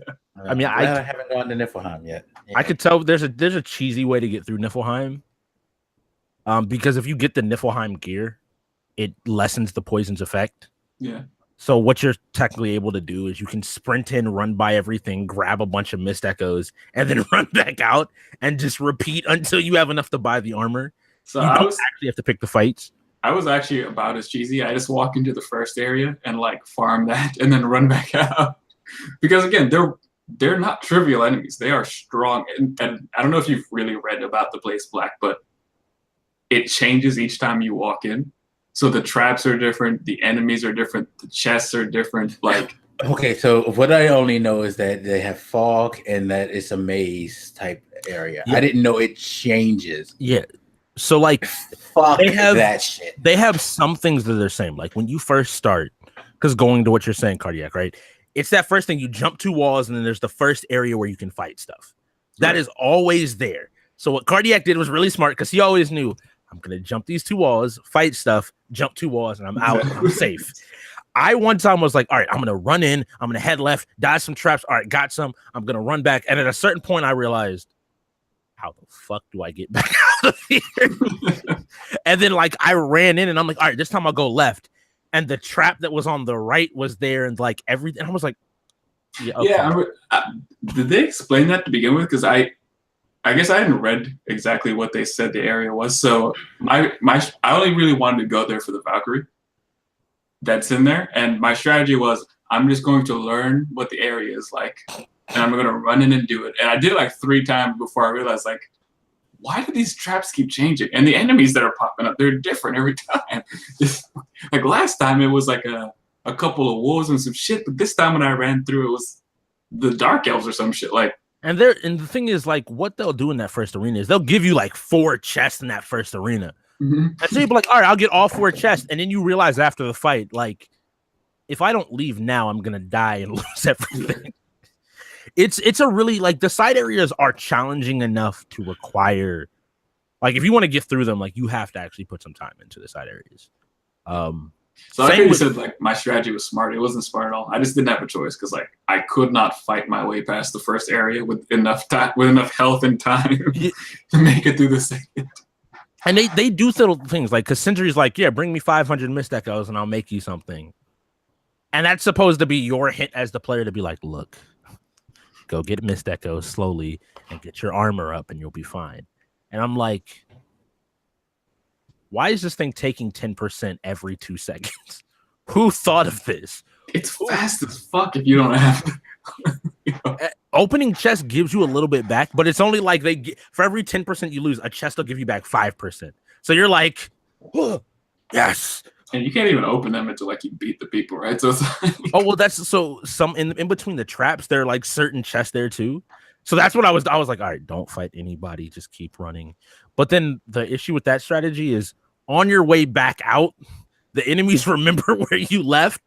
And so you run back in there like, what's going? I'm just gonna keep going this way. Like, y'all just wait right there. Muspelheim. However you say it, the Fireland. That's dope. That's much more controlled. Did you beat it, Blood? No, after I got sick and tired of, like, the trials, I was like, I'm not coming. I'm just gonna beat the game. Like, my whole focus after I went to that actually is what inspired me to just beat the fucking game. I was just like, seriously, y'all doing this shit. The unique gear, Black. Man, fuck that place. Like, my only goal was... It was getting late. It was getting late. Yeah. Excuses. Yeah, it was getting late. And I was no, seriously, this was the night where... fun fact about me beating this game, by the way. Muspelheim came right before my end of the game. I was doing that, then I left. It was around 1 o'clock, and I decided, let me just get to Jotunheim and stop. I actually got to Jotunheim, and I stopped playing. And this dude, Cardiac, went, get back on there. I saw your message that morning. And you were like, get back on there and keep playing. Bro, I was like, why are you fucking like, dude? It's late. I'm tired. I'm not trying to go through a whole nother world to fucking like get to the end of this journey. I kind of get that, but still, I was like, and as soon as I came home, I was like, I'm getting off early. I'm gonna go home. I'm gonna play. Started up. 15 minutes later, I'm looking at the credits. I'm like, I should have stayed up. Wait, fuck. I was so hot when you sent me that shit. So I stopped as soon as I walked through the gates of Jotunheim. So here's my next question. What did you do after you got back from Jotunheim? He already set it up. He was like, good, you beat it. Go home. And I was like, okay. Cool. Reason. They say it in the game. Like yeah, he was like, so should we go home? He does this I give you a choice type of thing. Or we can do whatever we want now. Although they did set up. They're like, oh yeah, well, Ragnarok's coming soon because this winter's 100 years. I'm like, I know that there's a sequel to this game, and I'm very happy. I want to see what they do though.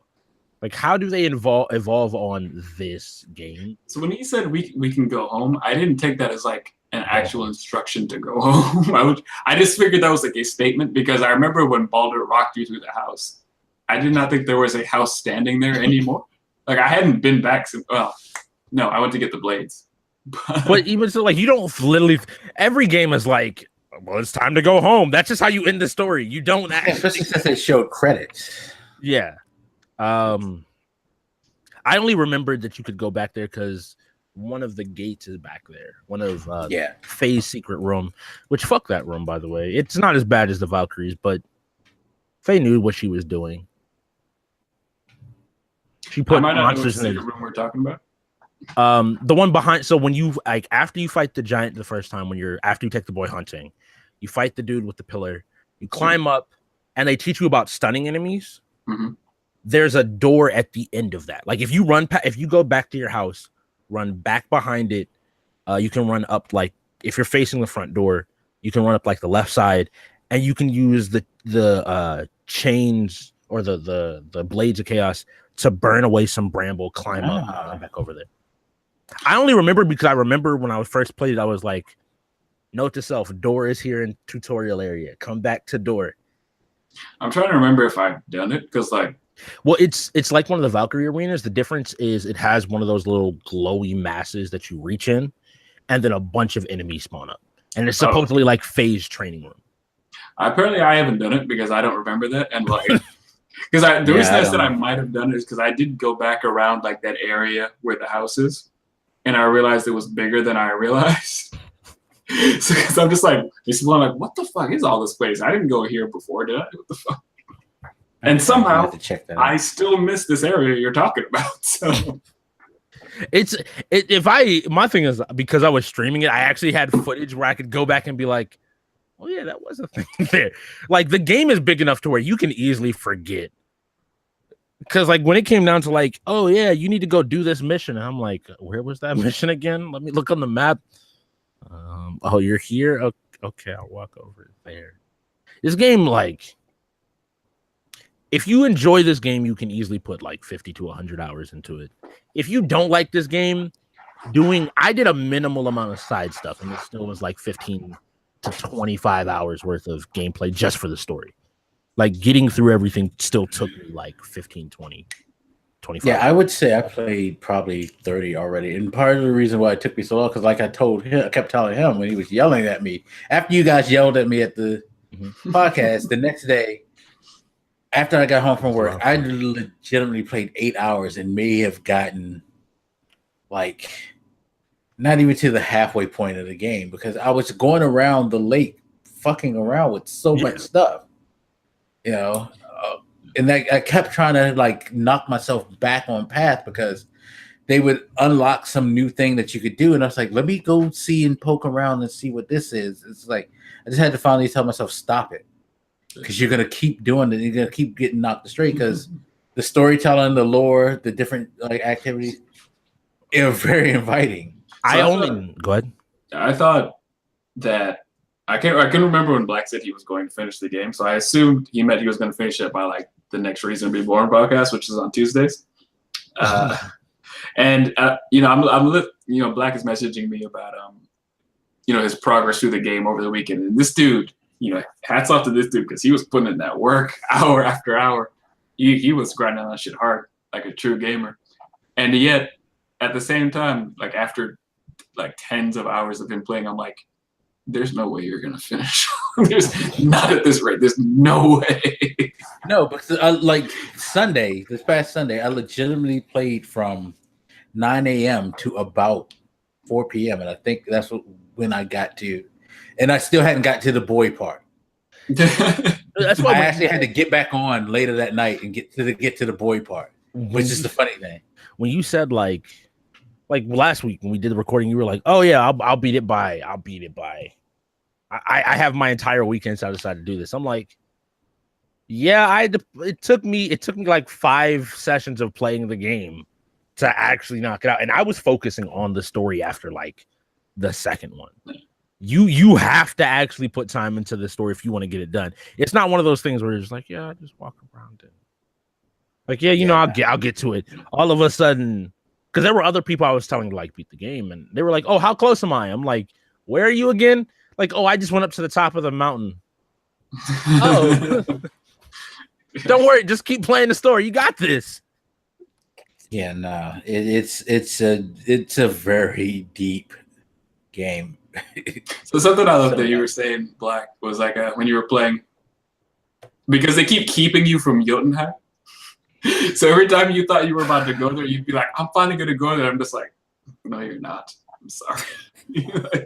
I know they just kept like, it was pissing me off, to be quite honest. That if I had to say one negative thing about the game, it would be that, because they kept fucking with me. I was like, going to Jotunheim. Oh, this shit, bro. You gotta go get this. Okay, I got this. Go to Jotunheim. Oh shit, this happened. Like when the second Baldur fight happened and he started fucking with you when you were about to go through the goddamn gates, and he's fucking with you. How do you feel about Kratos specifically breaking it? Like Kratos. I was mad, but at the time, when you think about it, it's like, yo, he's trying to save his son, who shot him with an arrow. I just love who shot his own fucking father. Like, that's I fucking, man. I feel like that wasn't resolved because I was mad pissed when you did. Like, bro, you just shot me with an electric arrow. And he was like, "You broke the pillar." I'm like, "If you didn't shoot me, it would still be standing." Kratos is impaled, bleeding to death at this point, and Boy's only concern is, "You broke it, you fuck." No, Kratos is impaled in like under a rock or something. Yeah. He's like, "You broke it. What's wrong with you?" And after all that, like, I just love, like, you get to the top of the thing at the beginning of the game, and he's like, "We made it to the top of the mountain," and you get the first taste of Mimir being like, "You're like, all right, so we're gonna throw Mom's ashes off the highest point in the realm." Well, actually, the highest point in the realms would be Jotunheim. See? And I'm like, all right. So you just couldn't make this easy game. The thing that surprised me is that until the cutscene after everything is done, you don't actually see Thor or Odin. I don't know why I never thought Baldur was going to be the final threat. I really thought, I was like, all right, like I beat Baldur, and I was like, it makes sense because you've been fighting him the entire game. But at the same time, I'm like that would be like playing God of War. Ares fucks you over, or you hear about Ares, but you never really fight. Like, everybody thinks of like Norse mythology. Like, if you think of Norse mythology, be it Marvel's fault or whoever, people think of Thor, right? Like, am I wrong in saying that? Thor is the most well-known Norse god. Yeah, sure. He would be. I mean, we know Odin, but it's because that's his dad. Yeah. And then Loki. And we know Loki because that's his stepbrother. Okay. Again, none of us realize have no mention even though he's technically. All right. Okay. But no, I understood why you didn't see Thor or Odin after the game was over, because it leads to the possibilities that can happen. Because you, again, they mentioned near the end, the winter of Ragnarok is about to start. And you have to have a reason to revisit this thing. If you would have off Thor and Odin, but I didn't feel like it was. I didn't I thought them saying like, "Oh yeah, Ragnarok is starting." Like, ultimately, that makes me wonder, because like that cutscene, unless we are seriously messing with timelines here, I don't know how we beat Thor, especially the way they described him in the game. Like, they made that hammer seem like it wipes Like, it is a genocide weapon. Okay, so let's go into like theories of what's going to happen for because you have to figure with this game selling over 3.1 million in the first week. No, in the first weekend, I believe they said. Don't forget, there's one more picture on the Giants wall. We saw every single picture happened except the last one, which kind of looked like the birth of the world serpent. It was either that or Kratos' death. I couldn't tell if that That's what was it looked like. It looked like there was a serpent coming out of him and like somehow feeding into Kratos. I really feel like that's the birth of Kratos. the I felt like die. Like yeah. It looked like Kratos was dying though. So like that's them already alluding to like ultimately this sequence in God of War is going to end with Kratos' death, which I'm fine with. Kratos deserves a chance to not be angry, like to actually just sleep. But if we're going into speculation, I'm gonna need them to continue along Tyr's path. Like I think like Tyr becomes the like because Tyr is presented as a god of war that everybody loved. The god of war that was reluctant to go to war, but in reality sought peace so that war didn't need to exist. And so, like, we already have this idea that he has met the Greek gods. He has met the Egyptian, the Celtic, the Japanese gods. And I think you need to find a way to work that in. Now, are they kind of alluding to maybe that's Atreus' path post Kratos? Like after Ragnarok is all said and done, because Kratos, I cannot consider you a good person if you kill off another like world-ish area. Like Greece is still kind of fucked up, dude. We don't know that. They could have recovered by now. Nah, the way Athena showed up. Athena was not like, oh, everything's going good back home. So is she really there? I thought that was like she was just there being a dick, though. She's like, yeah, motherfucker, you remember. You're a monster. But I thought that was just in his head. Like, see, I don't know. I couldn't tell. That was a disappointment for me. When he initially said, I got to go dig up my past, and he hopped in that boat, I'm like, wait, we get to see how the fuck he got here? Oh my fucking God, yes. How the fuck did he leave Greece? Because my question is still, how the fuck does this world work? Like, because in the end of God of War 3, all you see is tornadoes and flooding and mountaintops. Like, how did you get here? But do you think there's going to be DLC as well? I guess we'll toss that. I think the story is going to follow. I was trying to figure out, is it going to be DLC or they're going to save everything for... I feel like there's going to be some DLC because of the realms that are still locked. I don't think they'll be story-based, though. I think they'll keep with what God of War is usually done, where it's like the main, and you just have those games, like the games are self-contained stories. They don't do the whole, like, what do you think, though, Cardiac, as well? I mean, you could do some DLC to, like, fight Surtur or something. I don't know. Hey, just how about they just add 20 more Valkyries? You be all right with that? No. I'm a winged bitch killing machine. So, I do want to say though, like, I think I mentioned it to Black once. It was right after I finished the game. I said the reason I finished the game is because I wasn't expecting it to end, so I just kept going. So like, again, we never saw Thor or Odin, and they're being described all the time throughout the game. It just didn't occur to me that I might. Because I didn't know that there might be a sequel or whatever. I don't know if they talked about that. If that was like... Apparently, I heard when I was playing, somebody mentioned it to me, but not beforehand. Okay, so like, the reason I managed to finish the game is because I just didn't expect it to end. Because I hadn't seen who I was thinking of as my true enemy at this point. So I was surprised when it ended at all. That's the main reason I finished it so fast. Was because I just didn't know I was going to do that. And I think we had that conversation last week too, I think. Because I mentioned to you, like, I was trying to think back. I'm Black, maybe you have a better memory than I do. Or either one of y'all.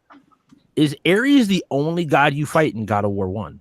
I think he is. Actually, that's why I was like, I kind of understood it because, yeah, he was the only god that you fought. You really did. You fought like... By 3, you're fighting like one every... Yeah, no, in the first one, you kind of fought miss because you remember, like, even the first boss fight kind of shows you that you weren't going to fight anything because you fought a Hydra.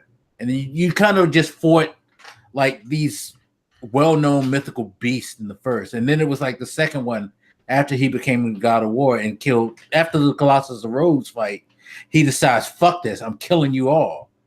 You know, that basically was it. But I feel like that's interesting for them to mess with pacing like that.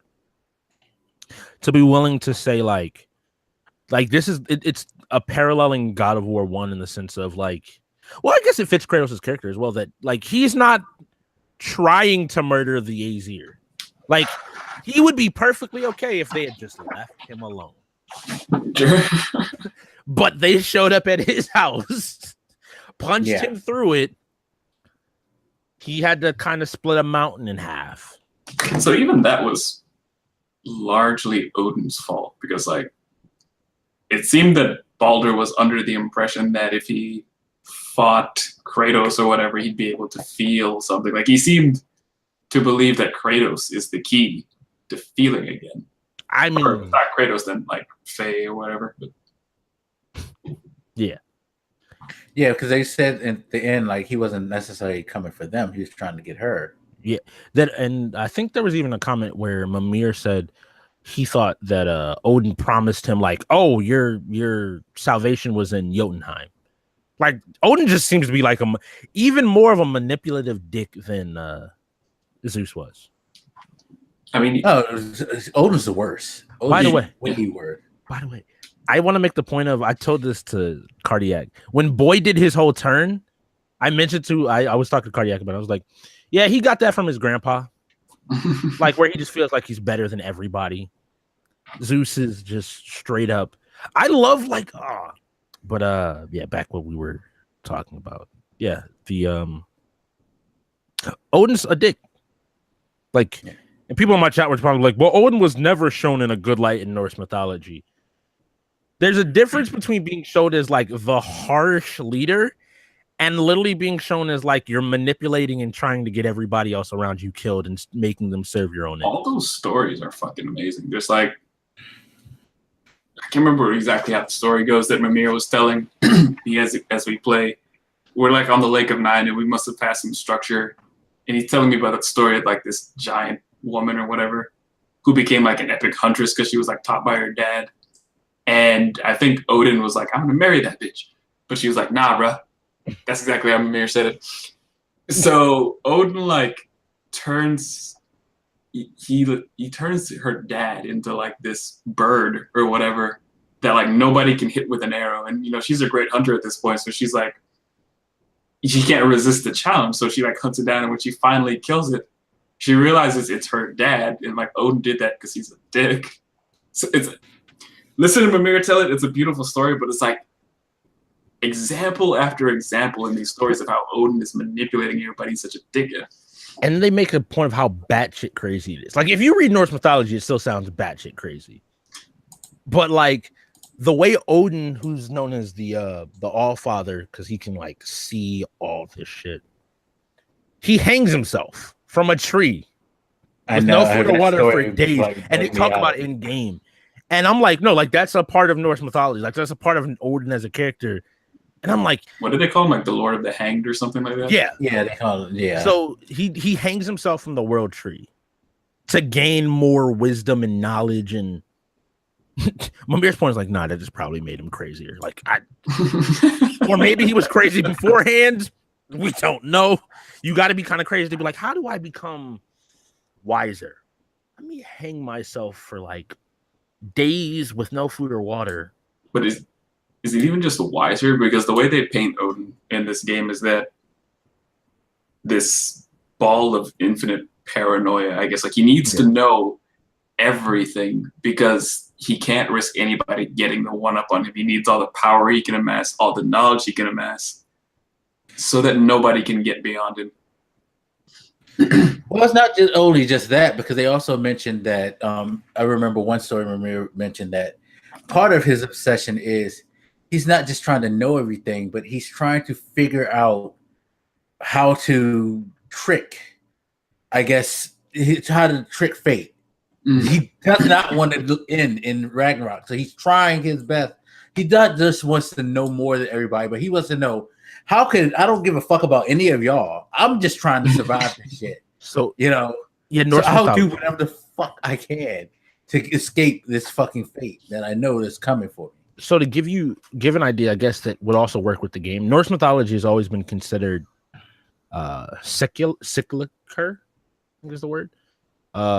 Where like Ragnarok is simply the end of the gods, where like everything is reduced and burned down and it builds back up again, and this process repeats over and over again. So you could say like Odin he's just trying not to die. He's trying to figure out how to break the cycle, which I think we've already done. Because I mean, that's even brought up in game, right? Where Ragnarok partially starts because the two dogs that are chasing the moon and the sun manage to catch and eat them, or the two wolves. And that's one of the things that like ultimately signals the exact beginning of Ragnarok. But Odin is the person that throws them up in the sky to chase the sun and the moon. And even the boy is like, but why would he do that if he doesn't want Ragnarok to happen? And Mimir's response is something along the lines of, but he controls the dogs now. He can pick if you can pick the fight, if you can choose when the fight happens, you're better off. Kind of like what you're saying. All this seems to be like him just being like, how do I win? Even though in reality, you know what it sounds like, since now that you said that's what it is, it sounds like they're gonna go to that thing, like with the time thing. Like you see the last panel that Kratos doesn't mention to Atreus, where you see the world snake come.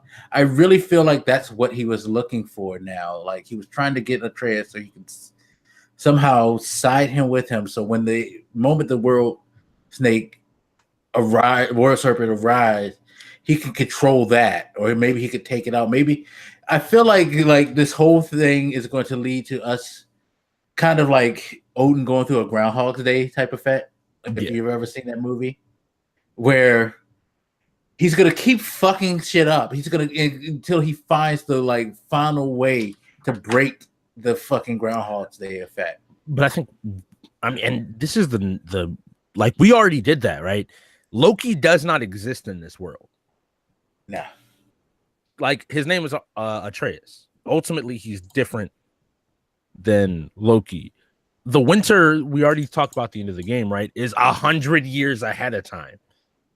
Like the idea is like, yeah, the world's supposed to end 100 years from Tuesday, but it's starting this Tuesday.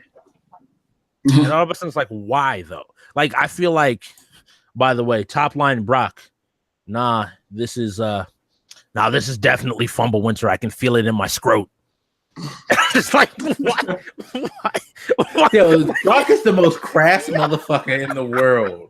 Like, goddamn, this dude, like, and it's funny because nobody else really cursed. Like, sometimes in anger, you would hear somebody say something, but Brock didn't give a flying fuck about cursing. He would say all types of shit, talk about his nads, all like yo, you know there's a kid here? But no, then I love Sindri is like the foil to that. Of like, oh no, we're just talking about the weather, you know how it is. And Brock reiterates like, we're talking about Fumble Winter. I feel it in my scrot. Like, and Tracer's like, yeah, we heard you. Like, I'm just gonna, you're nice, man. But I like, this idea about the cycle being broken. One of the things I like about Kratos as a concept, and I guess it could be the case that maybe I just don't know enough Greek mythology, but I don't know that Kratos exists in Greek mythology or not. Not in this form. He's like he's a much far more minor. Sure, but I'm sure Greek mythology does not describe this motherfucker like killing the entire band. And I think that notion plays here too, where it's like Kratos definitely does not exist in Norse mythology at all. So his very presence here in this land, interacting with other gods, in itself fucks with the mythology. So it's like everything is out the window just because he exists in this place. And maybe that's what Odin's obsession was too, because he's like, yo, I finally found that one key turn. Like these things are going the way they're supposed to because he showed up, maybe. Because the two sons of Thor, like the one, like Modi was legit shocked when his brother got killed. Like, how did you wait? What? How? Like, I did not sign up for this. He was a bitch. Honestly, you could tell that Magni was the brother who did all the work, because Modi was that friend, like you're friends of somebody who you know can beat anybody. So you talk shit, you pick fights. Yeah, fuck it. Oh, you ain't gonna do shit to me. Magni, get him. And then once Magni's out of the equation, it's just like, oh shit. Now I gotta step up. Even during the boss fight, he would be like, I'm getting the little one. I'm like, if you don't leave him alone and come fight me, why are you chasing after this little boy running around? You know you ignoring his arrows. They're just like little pinches of your skin. Ignore him and come fight me. He definitely had a inferiority complex toward his brother. Because I remember one of the stories Mimir tells is like, it has something to do with like Thor, where like this giant like falls on Thor and everybody's like laughing and shit and nobody can get the giant off of Thor. But like the two brothers, this is like when they prove how badass they are, I guess. They managed to lift the giant off Thor as kids, but I don't remember which was the older loved one, but Magni, is it? Whichever one died first. Apparently he gets all the credit for that. And like it really pisses off the younger one. But like it just established this relationship between them where like one seems more loved by the father than the other, which like, how did you feel when you walked in the room and he's just like, Dad blames me for whatever. I gotta feel bad for him, because that was the moment when it solidified in me, like, yo, Thor, you're a fucking asshole. Like Thor had beat his ass. Bruh, this dude was torn to shreds. Like, he couldn't even stand. Like he literally beat him within an inch of his life, and I feel like he did that purposely. Like, I don't want to kill you, but I want you to know how it feels to come close to death before I stop beating your ass. In fact, didn't he say something like, you know, the hammer was supposed to be mine, but now they think I'm weak and all this shit? Like that character always had this like inferiority air about him toward the older one. Yeah. And even, you know, the way that they describe Thor throughout, it makes you afraid of this motherfucker. Because, I think Strix said something about, like, the hammer being like a weapon of genocide. I think I said the same thing to Black. Like, the way that's to me, because, like, when I got to the, like, home thing and he had the dream sequence, I was ready. I was like, yo, I've been hearing about you all fucking game. Let's go. Like, I'm getting sick and tired of you, like, hearing shit about you. And they cut away. I was like, God damn, I really wish, huh? You are braver than me, because I was just getting hyped, because I was like, yo, are you gonna really let me beat this dude, or at least fight him to see what he feels like? Because I would love to see what a fight between the Leviathan and Mjolnir would be like. That has to be an amazing thing to see. Low-key, I just want to see like the two of them just like throwing, like you just see like right, exactly, flying back and forth and catch. So I hate to say it, but I'm afraid Mjolnir would shatter that axe. Oh, 100%. Like the way they've talked about Mjolnir, when they're just like my thing is like, we saw Kratos fight Baldur, right? Yeah. Mjolnir did that thing to the giant. Like the giant had the spike through its head. And you just kind of look at it like, Kratos, you've killed a lot of big shit. But you didn't kill some big shit that looked just like you just fucked it. That giant was impressive. That shit was impressive. Like, and then like you go to the Jotunheim and see all the giants dead, and you're like, okay, if Thor was really just out here just killing these at a whim. Because even when they wake up in the sequence, like you see thunder coming through the door and the house and everything is like just, and you're like, okay, this is a little bit different than normal. This is, by the way, the design of Thor is fucking beautiful. I love that design. Like the black, like all black, the cloak and the like way Mjolnir look. Oh my god. I was just like, yo, I have to see this shit. But it was just a dream, but it felt like the future.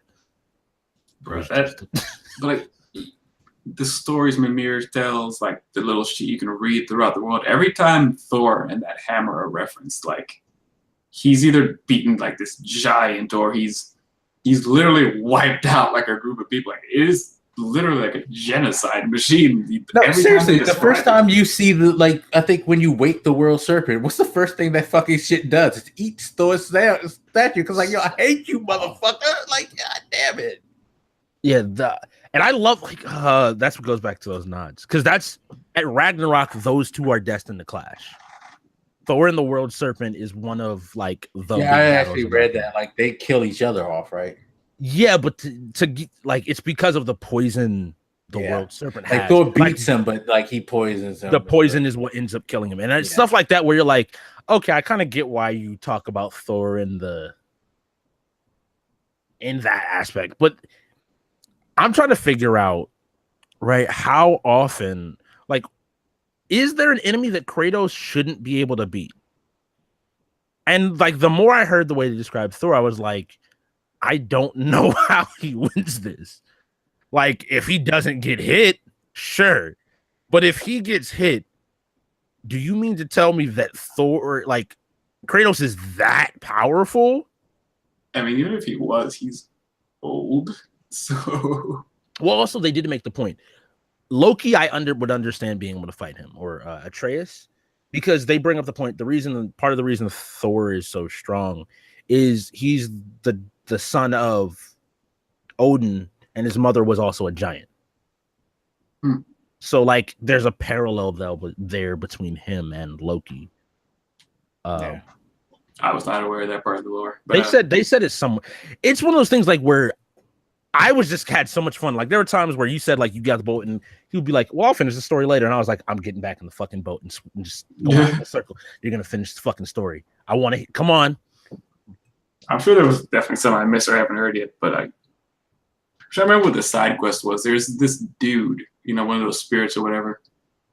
And he's angry at Thor. And the story that he tells is like, I think his father had died or something. And they all would like pray to Thor or whatever. And they loved him. So Thor actually like makes an appearance like, yeah, it's all great.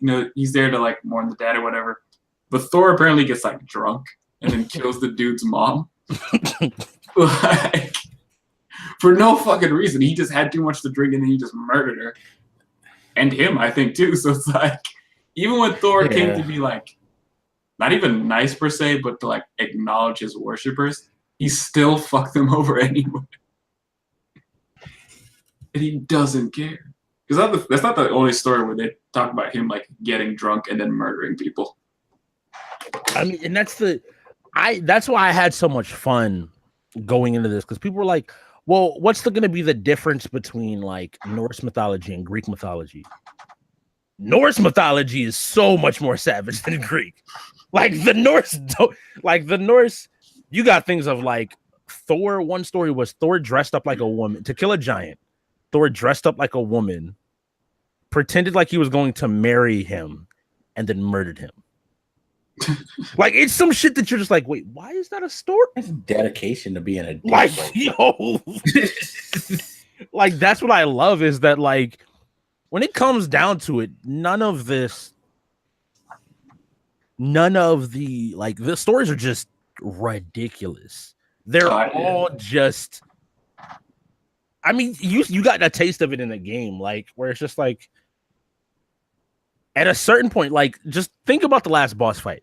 We're God of War, we're fighting another god. This other goddess is trying to interfere. Cool. Then a dead giant wakes up and we attack it with our giant serpent. Real quick, when she did that, like again, not knowing Norse mythology, I didn't have any real reference point as to how powerful Freya was, but when she did that shit and started throwing those vines and stuff like that, and this is like has this animated dead fucking thing, pull the fucking big ass spike out of his head. The fuck, like, what the fuck is like, yo, that shit. I was just like, yo, this is crazy. What is going on here? It really, really, like, that was a wild moment. That was a big moment. Huh? That grossed me out. I was like, put that dead motherfucker. Right. Like, But actually, I mixed up that story that Strix was just telling with another one because I know they mentioned one where like I think some dude managed to get Thor's hammer from him somehow, and like I think Odin must give Freya away to like marry this motherfucker or something, and it's like a trap so that like Thor can get his hammer back, and then he of course murders fucking everybody. And I'm like, why, bro? This is not necessary behavior. Like I want Ragnarok in this game because ultimately the way Ragnarok works, a bunch of people, imagine two teams are running into each other. So imagine Civil War. And I'm going to do this because we just did the Spoilercast for the thing, where two teams run and hit each other, right? All of the fights basically end with people killing each other. And then basically Thanos would come in from the side and wipe all of existence away. That is Ragnarok. Like, it is such a fight where it's like, yeah, this is never... If you thought that, like, this is going to be fun and there are going to be sunshines and rainbows, the world is lit on fire and burns to grounds. And that's why to me, they set that up perfectly. Because at a certain point, when Odin finally shows up, you're going to be like, oh, this is supposed to be the crazy dude. And it seems like they're going to have it be crazy. We were talking about what else is going to happen. Tyr, I think, is going to make an appearance. I thought he was dead. I don't believe that, but you know. Yeah, honestly, I started thinking, like, when I was playing, they kept talking about him. Part of me, when they showed the different realms, I was like, Tyr's in someplace else, so he's traveling. Yeah. I feel like, because he seemed like the dude, did another time. He did all of that stuff to make sure that Odin couldn't get to Jotunheim. I feel like then, like, he, like, that whole thing of, like, yeah, I'm gonna die. The last piece of the puzzle, he needs to disappear. People need to just not be able to find him. Need to not be able to, like, contact him. And the people that can figure it out, but he needs to not be around, because otherwise... So what was the point of all that secrecy to hide Jotunheim if they're all dead anyway? Like... Well, because they didn't know that at the time. Okay.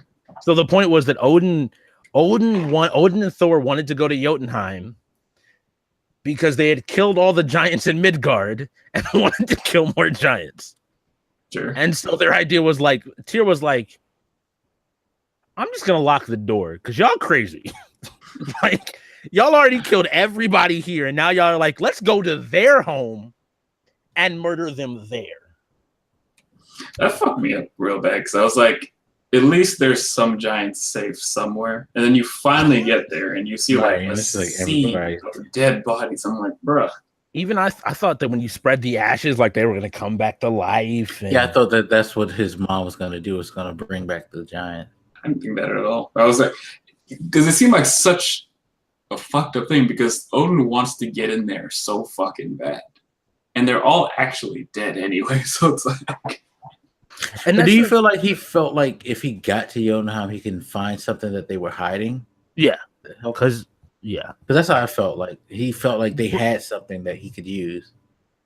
I think ultimately, I mean, he can go there now. Sure. Yeah. Well, actually, no, because you need Mimir's head to open up the door. Because I was gonna be like, they didn't flip the temple back. They just,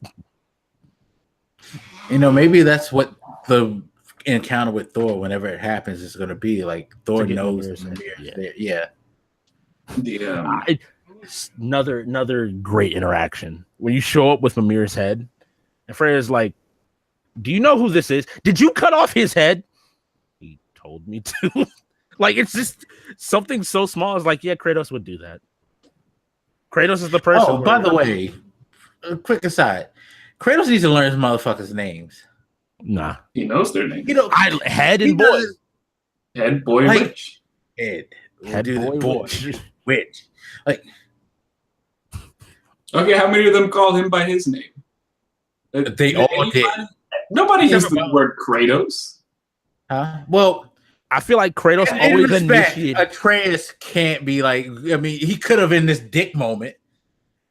But I feel like that's his father. Even with that, Kratos always was the person to initiate contact, and so they could just speak to him in general conversation. Yes. Because I remember at one point wondering if dwarf. anybody knew his name. Because, like, it was just. Oh, no, they did. They Kratos knew- just I'm never sure they comes did. up. Although Mimir never said it. No, he just called him the Ghost of Sparta. But they know who he is. That was such a great moment, like to show how vast Mimir's knowledge is. Where like he finds out, he's like, "Oh, you're the Ghost of Sparta." Oh, that makes sense. Like, oh, you did some shit. But even in like Tyr's Temple, where he finds that vase with him on it, it's like that's what makes me think that this must be significantly further in the future. If he's like, because it seems like he is a part of Roman mythology at this point, so it makes me think this is significantly further along. That brings up an interesting idea. If Tyr's not dead, because we were in Tyr's vault, right? Mm-hmm. The only version of of Kratos that Tyr necessarily knows is the one that was on the face. But So I think what that's in happens when purpose, the because that's why god I think that Tyr is still alive. Because I feel like he's trying to fix the world. Because he knows like Ragnarok's going to end our world. Kratos is already fucking fucked up Greece.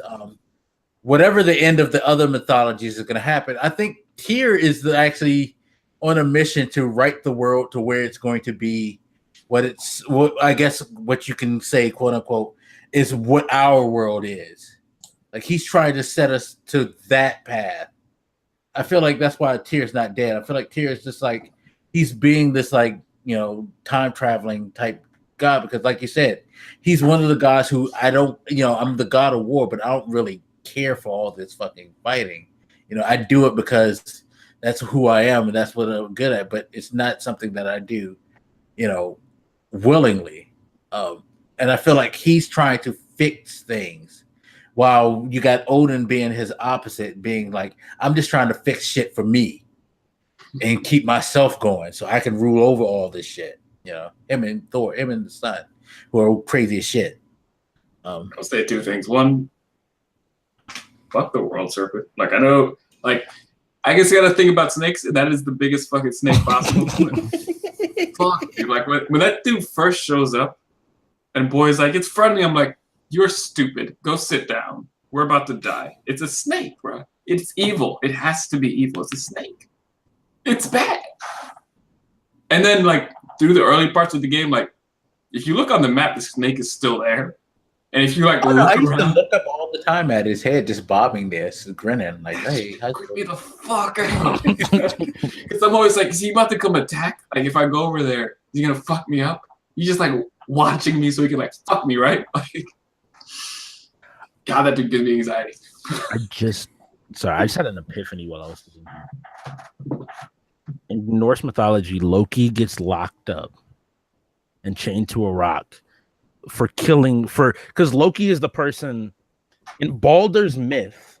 Loki finds a blind dude because Baldur's like, nothing will hurt me, and so he's letting people like hit him with stuff and like try to kill him, but nothing's killing him.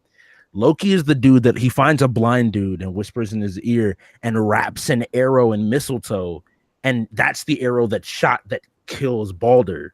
And Loki ends up getting imprisoned until Ragnarok because he's the reason Baldur dies. And I just realized Kratos, and by extension, Atreus, whose name is Loki, just dealt Baldur his death. Fuck, they're good. Like, it is like where I'm just sitting here and all of a sudden I'm like, wait, that is how it worked. What the they're too good. Like, they're too good at this shit. Yeah, now that's crazy because it's like that moment was just so when he like hit him with it, and you see Freya realize like no, like oh shit, I didn't notice that. See, like that was did she not notice the arrow the entire time attached to? Because he messed up the belt loop, and so it was kind of wrapped too in the leather, so she probably didn't see all of it. She probably just thought it was just an off green colored like strap because they wrapped the leather around it to bind the like strap together. I mean, I could definitely see not noticing it because like I certainly didn't think about the fact that it was still there. So Yeah, me neither. I just remember he's like, here, this will hold, and just went about their business. Yeah. even The Baldur, subtle like callbacks, and when you look at it, it's like this is so subtle because you didn't really think about that shit. So It's like did Baldur in the mythology not like being invulnerable? Because I could definitely see No. why that would be. He did. Like, well, they never really address it, like in the actual mythology. Because I do think it's understandable why he's so angry. His death ultimately heralds Ragnarok. Like, it is one of those events that, like, oh, Baldur died. All right, cool. Well, we're on our way. Like, so far, what I've seen is this is going to not end well. Yeah, but I love the way they took that concept of him being vulnerable and made it like a reason for his anger, because he can't feel anything. No pain, no pleasure, I guess, nothing. He just couldn't taste anything. No fucking like it is the perfect reason to be angry. It makes perfect sense. And her obsession with being a mother drove him to this position. So let me ask you a question. Should you, Kratos, have let him kill her and then just killed him afterwards? When after that shit happened, I was like, yo, bitch, we should let your ass die. Like, what the fuck is wrong with you? And I agree partially with Atreus. Again, I understand that's your son and all that, but it's just like that guy was too far gone. I know you don't see that now, but maybe hopefully, like Atreus said, maybe hopefully later she'll realize. But I have a feeling like if there is another God of War with them, that she's gonna she's gonna be the one you have to ultimately kill at the end, because she's gonna bring like all types of like hell, wind, and fire to it. Because she even told you, like, I will make your every like last bit. It's like she told them that she was just gonna make the whole being regrettable. Like morally, I was like, yeah, she should definitely live. She hasn't really done too much wrong. She, at best, was like a freakishly overprotective mother who drove her son insane. But I don't think she's evil. But then, you know, as you say that, I'm thinking back to the fact that she like reanimated that fucking giant. I'm like, oh yeah, you know, problem. She might be the kind of problem I don't want to deal with. Maybe we should have killed her right there. See, the issue becomes like, is Kratos making more crazy people? Because I'm gonna not need to see her walking around with her reanimated dead son. Because that's just gonna be like, you know. I mean, in Kratos' defense, he was trying to do the right thing. And I think that was as close to the right thing as you were probably gonna get. I don't feel like letting the son kill her would have been the morally correct choice. Father. Well, but it goes back to what he told Atreus too, though. But there's consequences in killing. Oh yeah. He just killed the fucking son of like. So theoretically, one of the top gods in their mythology. So I'm saying theoretically, he started Ragnarok. That is the event that theoretically should kick everything else into motion. But I'm like, but I think that's the difference, though. Like what Kratos could then make the point to Atreus about is that I recognize there are consequences to my action. Like nothing Kratos does in this game feels like Kratos is doing it lightly. Yeah. In fact, a lot of the times it almost feels like Kratos wishes he doesn't have to do it, but he's like, yeah, because he let Baldur go. Because like when she begged him and like Atreus was like, yo, he's beaten, father. He's beaten. He was like, you know what? And he wanted to prove a point. He was You're like, right. Calm the fuck down. But he even said, never come for us and don't touch her. Yeah. Like, and he was just like, I'm done. And my man immediately, like, and Freya's like, how are you doing? How are you feeling good? Do you want some Doritos and Mountain Dew? Play with your video game? And then immediately he's like Freya's like, oh yeah, you can kill me. Like, I feel like she partially is responsible, right? You do not offer a crackhead crack and then wonder why the person that said, if you touch crack again, I'm going to kill you. I mean, I understood why she did it, though, because she still felt like y'all said. Yeah. She pretty much drove this motherfucker to where he was. She feels like, I need to, like, pay for this. Yo, how effortlessly he did it, though.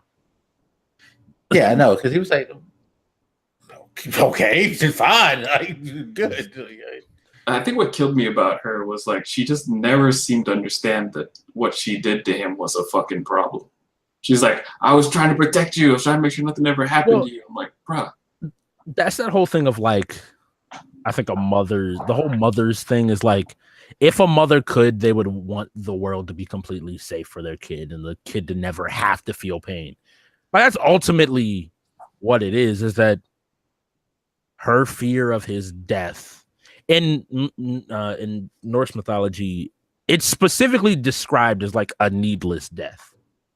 Like there is little purpose to his death beyond him dying. And that's what drives her to do what she does.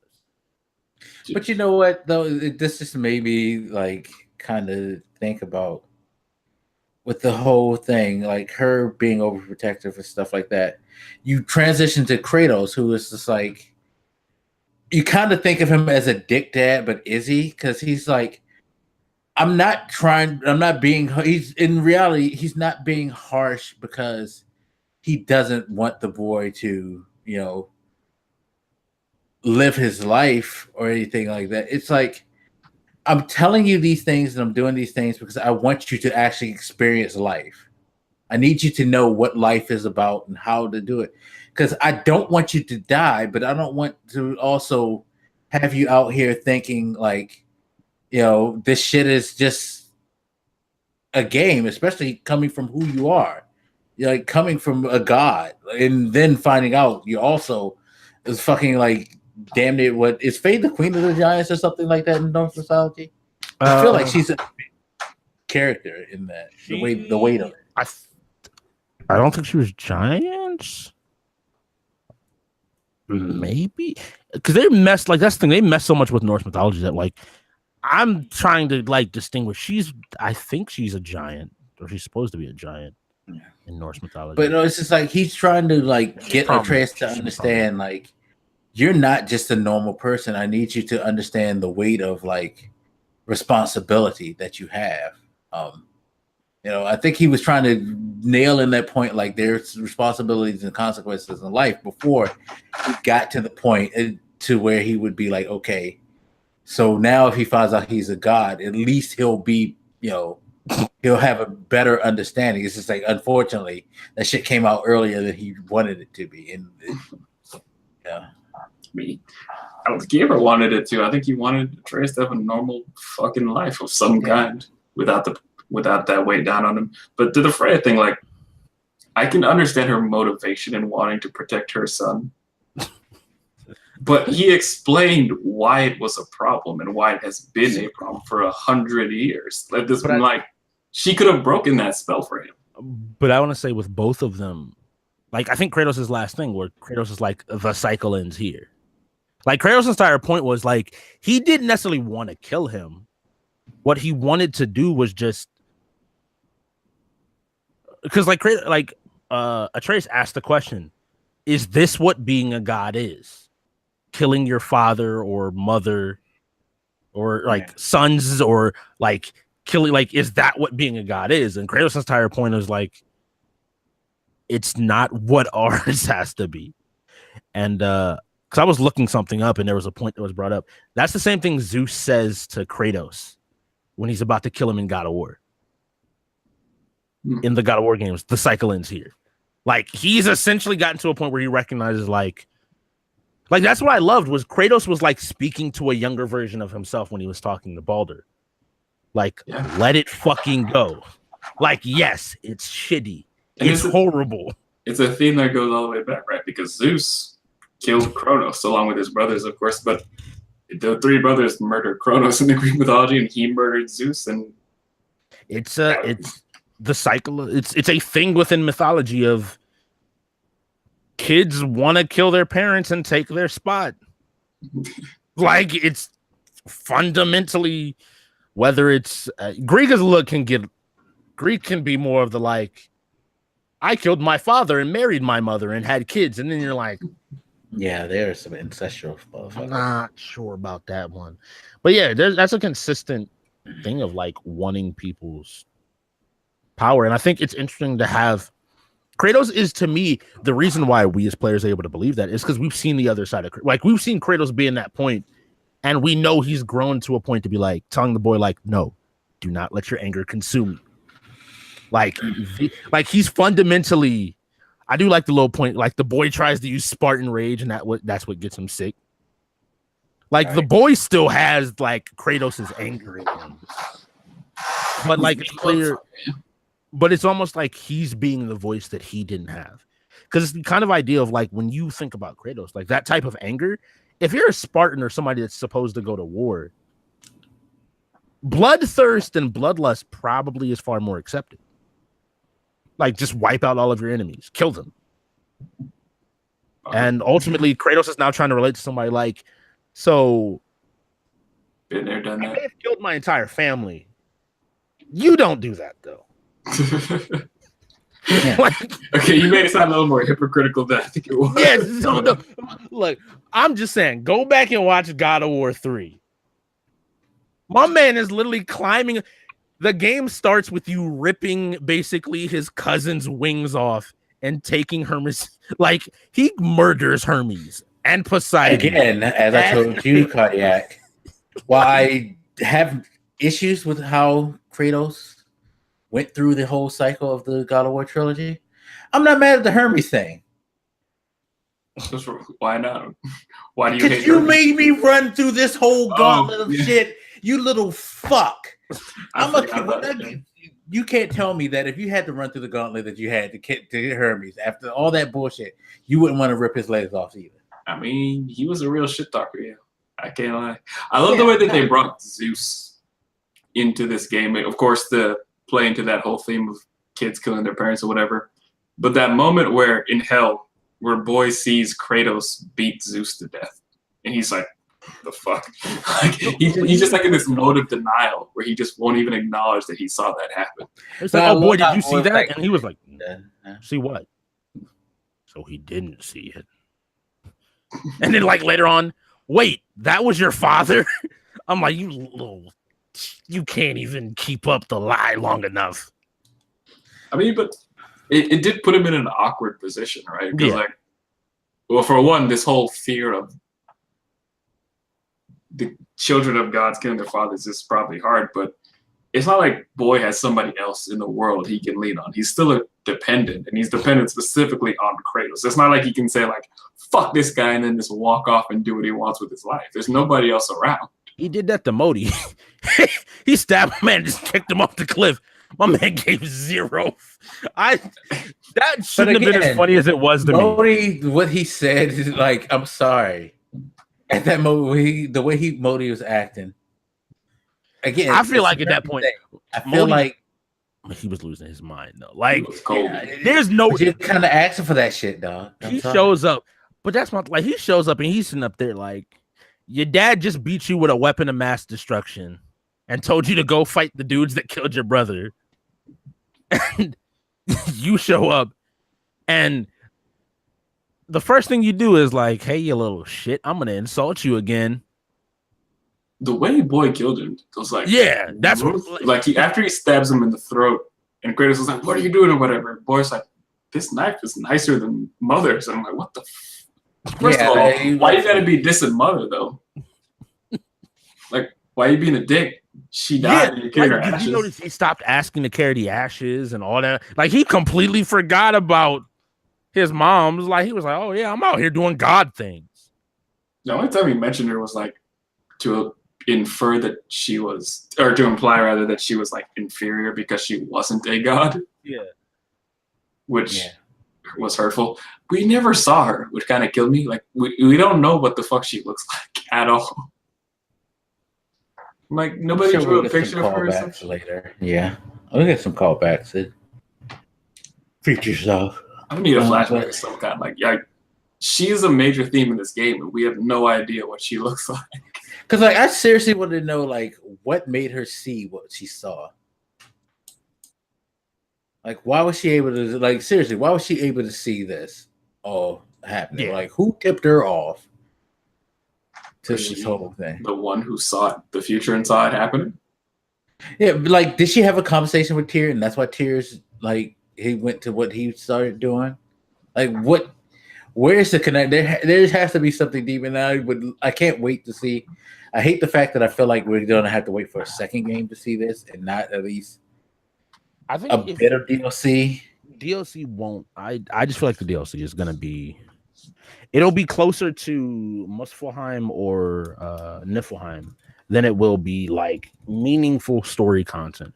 Or I think the next game, or they'll do it like in the time between the two games. I think the next game is going to pick up a little bit before that scene you saw with Thor. So I don't think that scene was like an actual future scene because like Boy wasn't any older in that scene. Like that seemed to just that didn't seem like years later, but yeah, he was. Didn't what was it? It said a few years. Yeah, but I assume that was like a vision of Boy's, and because Boy or a dream, or like Boy doesn't know what he's gonna look like when he's older, so it's not like an actual shot of the future. Well, they actually do have a way to like explain that, because if he is a god, and you have these like Balder, like he's hundreds of years old, but he don't look like he's past his like late 30s. You know what I mean? And like Kratos too. Kratos is older, but so you think he's just like aging more slowly than a normal human? Maybe that's what it is. Maybe that aging was slower. I was also gonna say, I think so. I took a few years later to mean like right before Ragnarok starts, because they specifically say like Fumble Winter is a winter that lasts. I think they did say about that 3 3 years. summers. 3 summers. It covers 3 summers. So like specifically when they said a few, because like a couple usually means 2, and I always take a few to mean 3 or more. And so I was like, okay, so what they're saying is Thor is gonna show up right around the time, right before Ragnarok is supposed to start. That could be where they take it, where you're trying to figure out how to save people or save what's left, or trying to figure out how to get because I still feel like there's so many other mythos that they've now established exist in the God of War franchise universe. We've only seen 2 of them. So what we gonna fight Yahweh though? I'm just saying. Is Yahweh the final boss? They ain't gonna touch that with a 50-foot pole. I mean, Yahweh is he's some. I mean, they not touching that one with a 50-foot. We're not gonna hit Jesus with the axe. I mean, I do feel like though, with setting up that room of tears, there may be a leading to maybe we have to go to another realm to help pull this shit together. Yeah. I feel like nobody's telling me that I'm gonna get to fight Jesus, which is all I really want. Like, I don't feel like that's a big ass to fight Jesus. That's it. Buddha and Jesus. That's all I want to fight. Maybe some deity gods. Buddha just sit on you and wait for you to suffocate to death. So they don't want to do that. I mean, I like the way that they tie in the different mythos though, because especially for a lot of, at least people in America, I guess, people who grow up on when the monotheisms, Judaism, Christianity, whatever, you're probably not as used to like a rich mythology in your religion, I guess. So, this notion that there are peoples who believe in certain gods and they all kind of exist at the same time isn't really familiar with them, because, you go back in the past, these tribes did believe in different gods and believe that they all existed and warred over that shit. Like when you look at the commandments or whatever, and he says, thou shalt worship no other god before me. It's because it was acknowledged that other gods kind of existed, were thought to exist, I guess, back then. This notion that in the world there are different gods among the tribes is played into nicely here by the fact that we have all these different mythologies actually mixing and existing in the same world. Well, you just explained the end of the new God of War trilogy. At the end, when everything's all said and done, Jesus is going to show up and take over. So, there you go. Nah, they're not touching that. I feel like that's heel turn to the neck, bro. All this praise we're it's Christianity's time to shine. Thank all you. This praise that we're putting on that director of this game, amazing heel turn at the end, where he's just like, boom, Christ, and then he just said, perfect. Perfect What you don't heat. realize is that it's going to end with Kratos on the cross. Bruh. Kratos was Jesus, though. Oh my god, bro. That's why he grew the beard. I'm just saying, Kratos has been to hell multiple times now, in multiple, like literal multiple pantheons of gods. He has gone to hell multiple times. Yeah. He's literally making it a pastime now, where it's like, can't do this. Let's just go to the realm of the dead. My man's literally like, even Odin can't brave this cold. Hopefully those blades are special. Apparently they are. Yeah, I guess he's that guy that you can never tell that he needs to like go to hell because he'd be like been there. Which one, bruh? Exactly. Like the God, this game is so fucking amazing. Okay, now I'm trying to figure out like what other hells he can go to. Now that you said that, because all right, so what's the Egyptian hell? It's Egypt. It's hot as fuck already. What are you talking about? If you find yourself in Egypt, you can consider yourself. See, this is a good thing about this game too. It makes me want to go and find more like about these different things. Like 100. I say to anybody, like, what isn't talked about a lot for us? Like, I got it in a humanities class I took in high school, but like English, we don't talk about a lot of the archetypes of like characters. And a lot of them come from previous mythologies or stories. And so, like, I recommend anybody go back and read them because most of the time they're also pretty short. Like, there's some stuff that's super long. I don't recommend finding a, like, translated version of, like, actual Norse mythology to read. No more than I say, like, go read Dante's Inferno. It's a great book. Don't do that. But they're fun reads. Like the condensed version ends up cutting out a lot of the I mean, it's still a fun read. I've always enjoyed it as a kid because they're just like fun little stories and then seeing how it works in the games. How long is Dante's Inferno again? How long is what?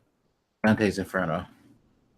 Depends which version of the book you're talking about. Because it was not necessarily supposed to be a book. That's the thing I find funny about Dante's Inferno. It's meant to be a fucking poem. It is. So the last one I bought was like the translated Italian version, which I'm telling you right now, do not buy that.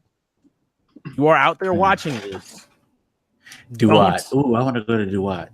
Sorry, I was looking up the Egyptian hell. Oh, I would love that. I just that. remembered that shit was in Assassin's Creed Origins. Yeah, Duat. Well, that's 100 pages. The paperback version on Amazon that I found was 100 pages long. So it's not super long. Dante Inferno is really that long? God damn. Well, it's also technically 3 books. There's Inferno, Purga something. And Purgatory? Well, it's Purgatory, but they're all in Italian. Yeah, and then there's Paradiso. So he goes 9 levels of hell, 6 floors of 6 or 7, 9 floors of purgatory, and then it's the 7 levels of heaven. It's just most people don't care about it past. It's not. I honestly didn't think it was past Dante's Inferno, but now I know. Yeah, it's the Divine Comedy. Very great name for it. But I can see Kratos going there. Like, that would be funny.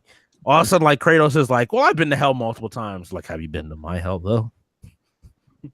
Welcome. Let me show you. Punch Glutton in the belly and just, like, make him explode. Like, all right. And they make a better Dante Inferno's game than Dante's Inferno was. I can't get over how fucking... I'm just thinking about how smooth that combat system is. Because I was thinking about the Muspelheim thing and, like, the different challenges there. Because I don't know how deep you guys have gotten through it, but, like, I think one of them is, like, you have to beat it without getting hit once or something like that. Like, taking no damage. Like, this...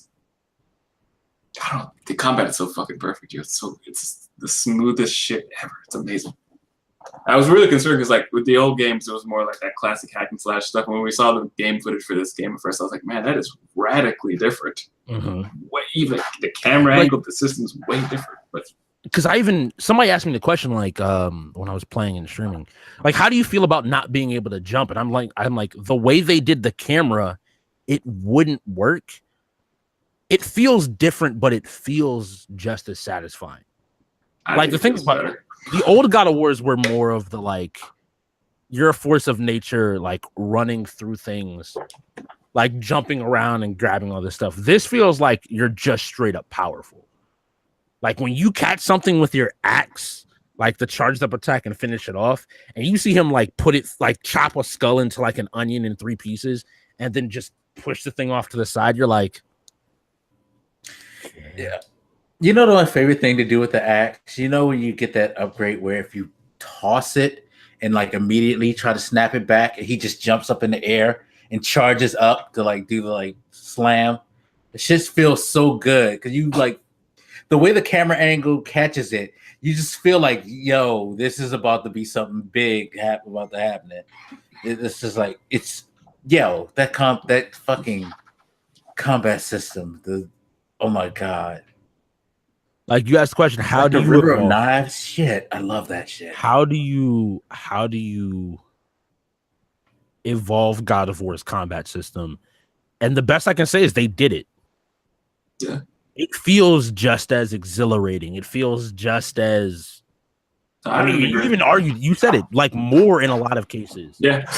Like anybody that was worried this game was not going to be challenging. And that's the thing I think feels better too, because I feel like the original God of War, the challenge came from the scale of the big moments. Yeah. And but everything else, you were this overwhelming force. Whereas this game, I feel like you feel like, yo, Kratos is a force of nature, but he's not like an over exaggerated force to where everything that's in front of him, he could just mow down until he finally gets to something quote unquote big. It's the scale, like it's just like with the Valkyries. They're not big, but they are lethal and they're like great. You feel like when they talk about how they're the greatest, like the great, warriors go to Valhalla and all that, and, you actually feel like, yo, I'm fighting something that is the representation of what it means to be a great warrior. You're not just like fighting some big shit just because it's big. It's like the difference you did in God of War. Like sheer force versus like well practiced, like just skill. Yeah. Like just being able to just overpower, like something like the snake theoretically could just crush Kratos just from sheer size. Yeah. But when Kratos beats something like that, you have to go down to like with the dragon, like the boys sitting up here like, how do we beat this dragon? And like the moment there's a moment in the fight where like the little crane thing shows up and my mind just went, that's a God of War moment waiting to happen. That is we're going to shove something through this fucking thing and it's gonna die.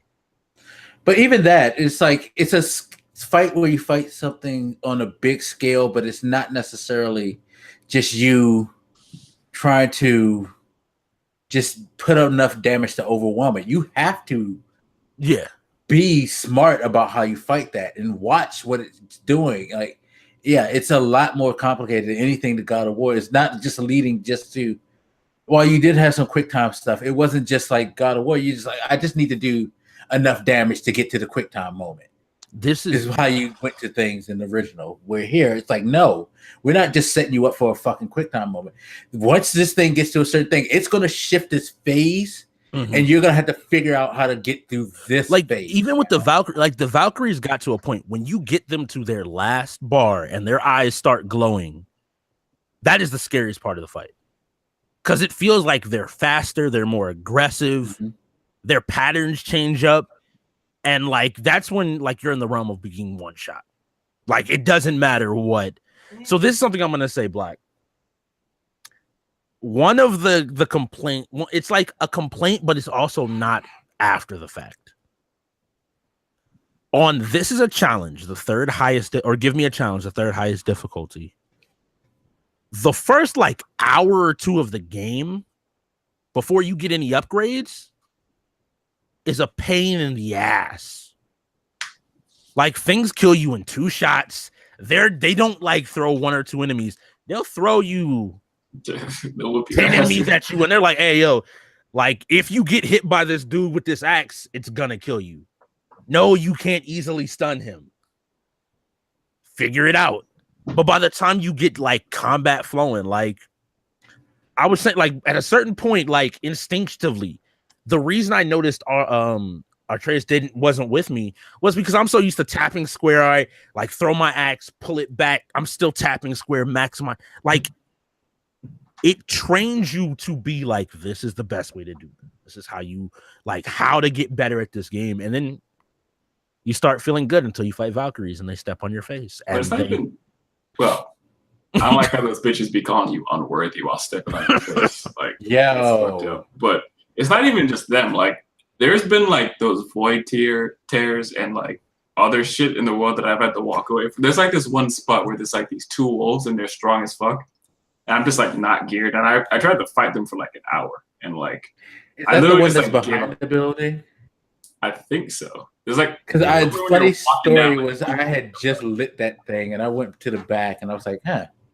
It's a void. Let me just go stick my hand, and then you just see this one hit, like, oh, okay. Yeah, it wasn't those two, but like same kind of concept where like there've been a few of those things where I could not beat them, and I had to just come back later and fuck them in the ass because they can't get one over on me. No way. Also, the parry in this game is one of the most satisfying. It feels like it has a lot of weight to it. Like when you parry something right, and like Kratos just. And you just can come in right afterwards and just start swinging.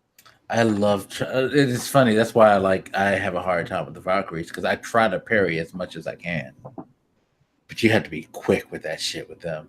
Like, the Valkyries I parry when I have to, but I am trying to whenever they do an attack throw an axe, and because you just get that stun. The issue is keeping still track. Like the Valkyries are. I'm a Dark Souls fan. And I've been like, this game captures that feeling so well of like, it just tells you to get better.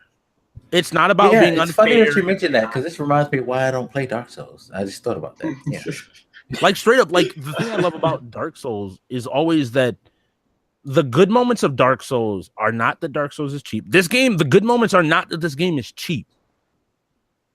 The game is telling you you've learned, just like Kratos would say to the boy, you've learned, you know this, get better, do what you're supposed to do, execute.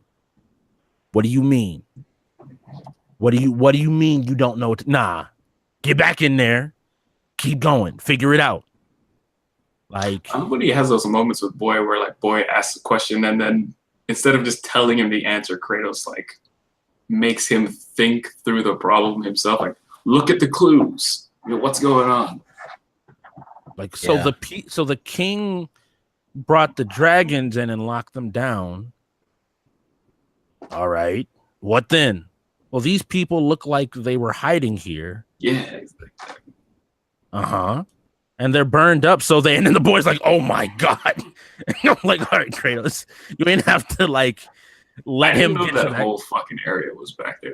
There's so many nooks and crannies in this fucking game because, like, that was the part I was telling you about Black yesterday, where they're like, there's this place, this area up to the north, I think, that I didn't even know was around, and I'm like, this place is big as shit. How long is this big? So I think that was the area I was trying to tell you about, where do both Sindri and Brock's quests. Mm-hmm. And then they tell you to go someplace, and it's literally like a whole nother zone to the map that you have not seen before. And then it just makes you think every time I see a little cloud, I'm like, what the fuck is behind that? What is this game? Like, this game has been getting a lot of 10 out of 10s. And it's one of those things where I'm a lot easier when it comes to giving, because 10 out of 10s to me just means like a generation defining game. Like this is a game that when you look back, regardless of now or what happens, it's going to be a game that I think is going to be remembered for the next 5 years. Like there's too many good things about it. And this game deserves all the praise it's getting because like none of its weak points are like I can't think of a weak point. Like that's my biggest issue is I'm trying to think of a consistent problem in the game and there's not one.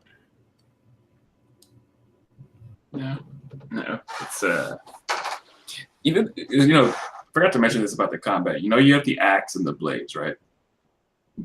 They give you incentive to use both, but they also give you an incentive to actually just use your hands. It's like, I didn't realize it at first, but if you use your just hands, there's like a stun bar underneath their health bar, and if you just go hand to hand, it increases that stun bar much faster. So it's like, because I remember when I first started playing, I'm like, why would I ever not use the axe? That's stupid. The axe is an axe. And then I realized at some point it was because I was fighting some shit that heals like really fast. I was like, I gotta find some way to beat these motherfuckers. The axe is just not working. So like, everything that you have at your disposal, there is an incentive to actually use it, which is not always the case in a lot of games where you have different weapons. Because like, you'll get your weapon of choice and then fuck everything else.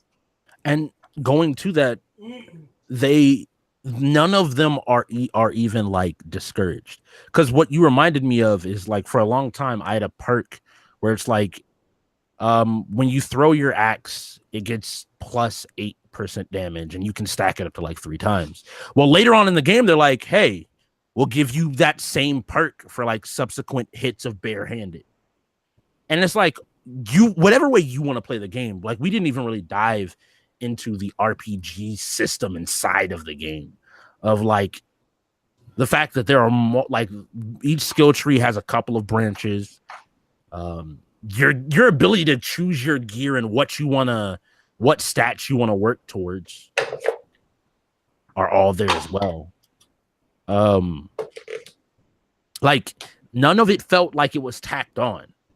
Like you can see the devs being like, all right, what about the guy that wants to cardiac? Like for you, they might say the guy that wants to do mostly hand-to-hand combat.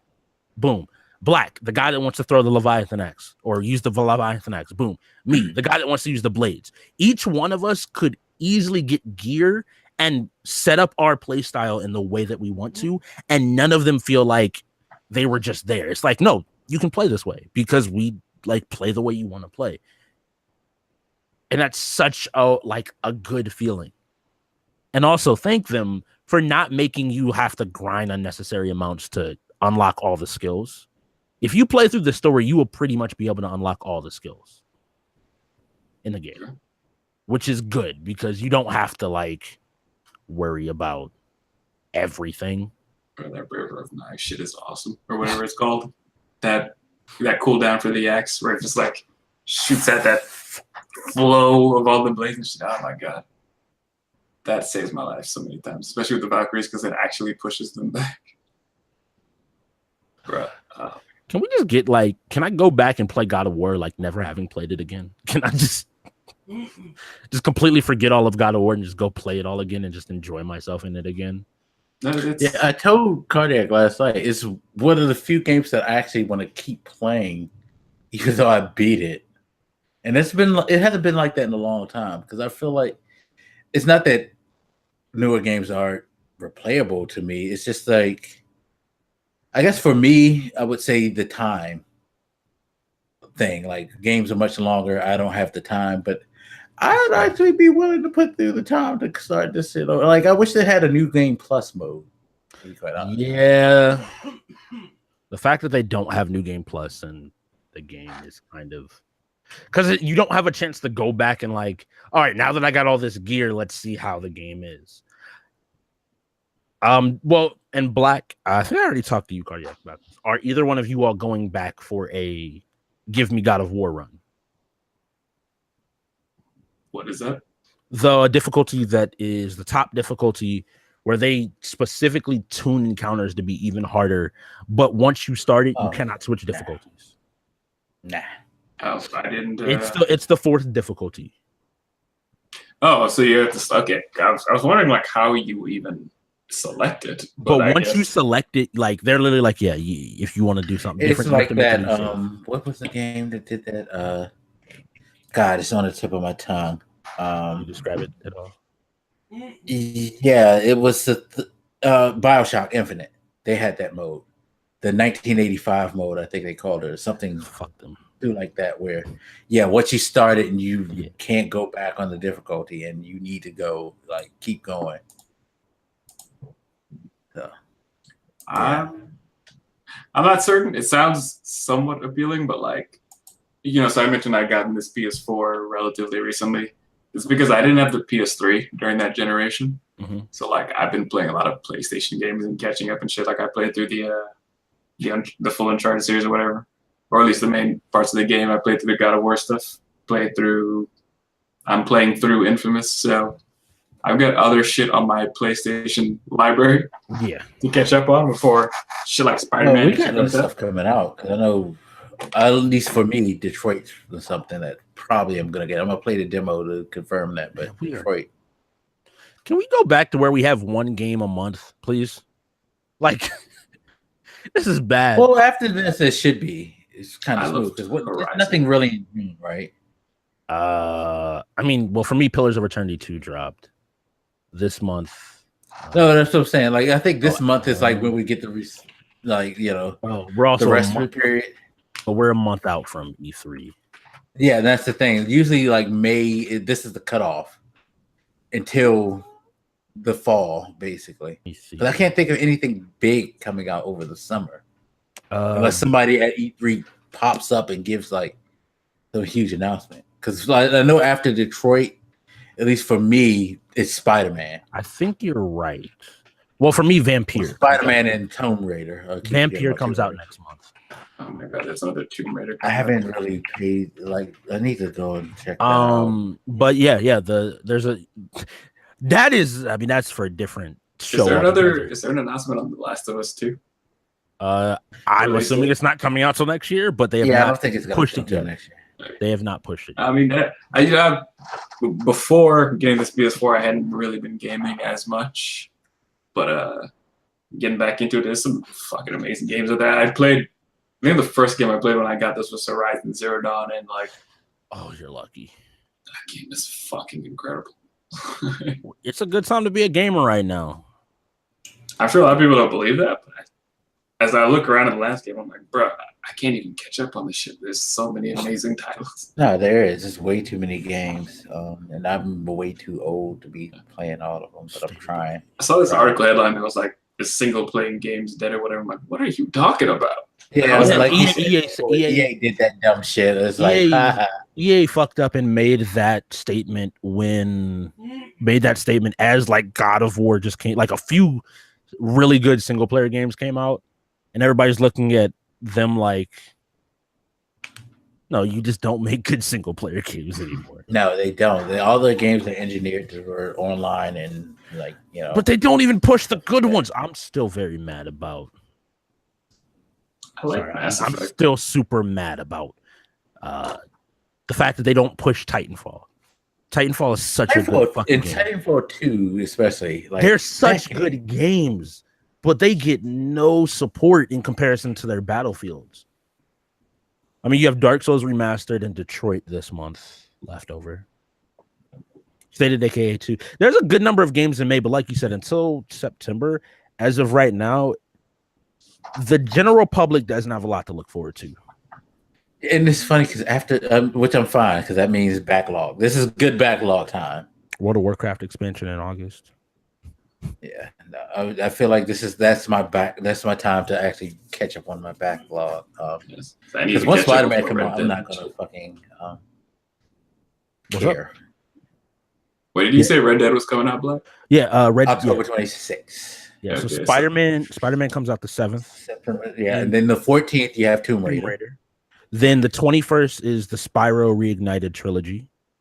The 12th of October right now is confirmed for Black Ops 4, and the 26th is Red Dead 2. Well, you got to remember, you're going to get an announcement. They already said they're going to have it. There's going to be another Battlefield. Yeah. It's going to be a couple of other things coming. And I mean, well, if that's for another show, but Borderlands 3 appears to have been leaked. Oh shit! There's a bunch of E3 rumors that have already started leaking and coming out. So yeah, because this is Judges Week. I was just listening to the Giant Bombcast, and Jeff Gershman said, "Yeah, I'm about to head out to LA now." So it makes sense because they're about to kick off Judges Week, where they show all the judges stuff, and somebody's gonna get a hold of a lot of things. But Yeah, Go there's, on. And there's a E3 lot is of 3 weeks away. Like 4 weeks away. God damn it. time flies when you're having fun. I mean, I would say like it might be different for me because I've been away from the gaming thing for a while, but I just look at this landscape and I'm like, if you feel like there's nothing to play, you're not paying attention. Because like I'm barely paying attention. I'm almost overwhelmed by this shit. It's one of those things that what's happened in the past few years. Like people are always like, there's nothing to play. I'm like, if you're willing to, especially with like now with things like PlayStation Plus, where they gave like I think they gave Bloodborne recently, they've given Beyond Two Souls. If you're willing to like sometimes step outside of your comfort zone, there's a lot to play. And not even just that, like you said, Horizon, you have God of War, you have I played Last of Us, you have every single console you have a game that if you really want to, you can play. That's why I haven't gotten a Switch yet, because I don't need to add that agony to me. Just take just go ahead and walk around and take Stardew Valley with you, which just got multiplayer. Oh, they put multiplayer. Oh, it's on the PC version. Game. Yeah, they have the PC. I own the PC version. You can bring up to 3 friends with you. Are you sick? Yep. Okay, so I'll be hitting what's her name up because we have that. We got that from Good Old Games. God damn it! There's multiplayer. Yep. That's why this week this has been a really ridiculous time for me because there's so much good stuff. I know. I just saw they're making a new theme hospital. I saw you retweet that and I was terrified. I need them not. Yes, I need that in my life. But God of War right now, I would say God of War is game of the year. Like it is the game to beat. Landscape right now, it's the one that everybody got to try to hit, like the mark that everybody needs to try to get. Isn't it weird to me that like the game of the year, the last couple of years, has come from this time between the March and May period? Breath of the Wild as well as that was Horizon, in March. Yeah, were both February, March of last year. Mm-hmm. Like they were like a week apart, actually. Yeah, they were. There were some other great games that came later in the year, but I remember we used to have conversations about January used to be the bad time for games. No, and then like early in the year, Capcom tipped the balance with Resident Evil 7. I was like, yeah, no. That came out last year. Look, just give us more For Honors. Give us. Oh, don't worry. Destiny 2's next expansion is gonna have Battle Royale. Eventually, God of War is gonna get a Battle Royale mode that's called God of War Ascension. Honestly, God of War Ascension's multiplayer was kind of all right. underrated. It was all I right. liked it. I'm mad about For Honor. Hey, yo, come back to the game. I hear it's actually. The last time I tried to play it, I couldn't find a match. Oh, well, a new season just started, and they redid all the executions. They've done a lot of stuff to the game. They actually have dedicated servers now. So I've been meaning to go back to For Honor. I haven't touched it in a little bit, but if I can find matches, I'd love to play because I thought that game was fun as shit. But it's fun. It's a fun game. I feel like so many emotions and feelings toward like all these amazing moments in God of War. It's like I don't want to end this stream because I feel like the second Black says, "And we're out, bitch," or whatever he says, his catchphrases, his cute little catchphrase over there. I'm gonna be like, "Fuck, I forgot about this major thing." Because like, there's just sure if we were so to sit many all night, we could come up with like 1,000,001 things. we could just go through every piece of footage of the game. Because there's just so many moments and so much lore that it's hard not to. Like, just keep talking about it. Absolutely. I mean, so it's one of those games that I feel like, those people in my life that are not gamers, I wish I could like make them play this and let them understand that like, because I still sense that there's many people who, since they're not gamers, they don't realize just how amazing the storytelling in gaming is. Yeah. It's like a movie times a million on some of these things. Yeah, I'm not the biggest like adventure fan. So like while Uncharted, I recognize how good it is. I've never gotten into Uncharted like that.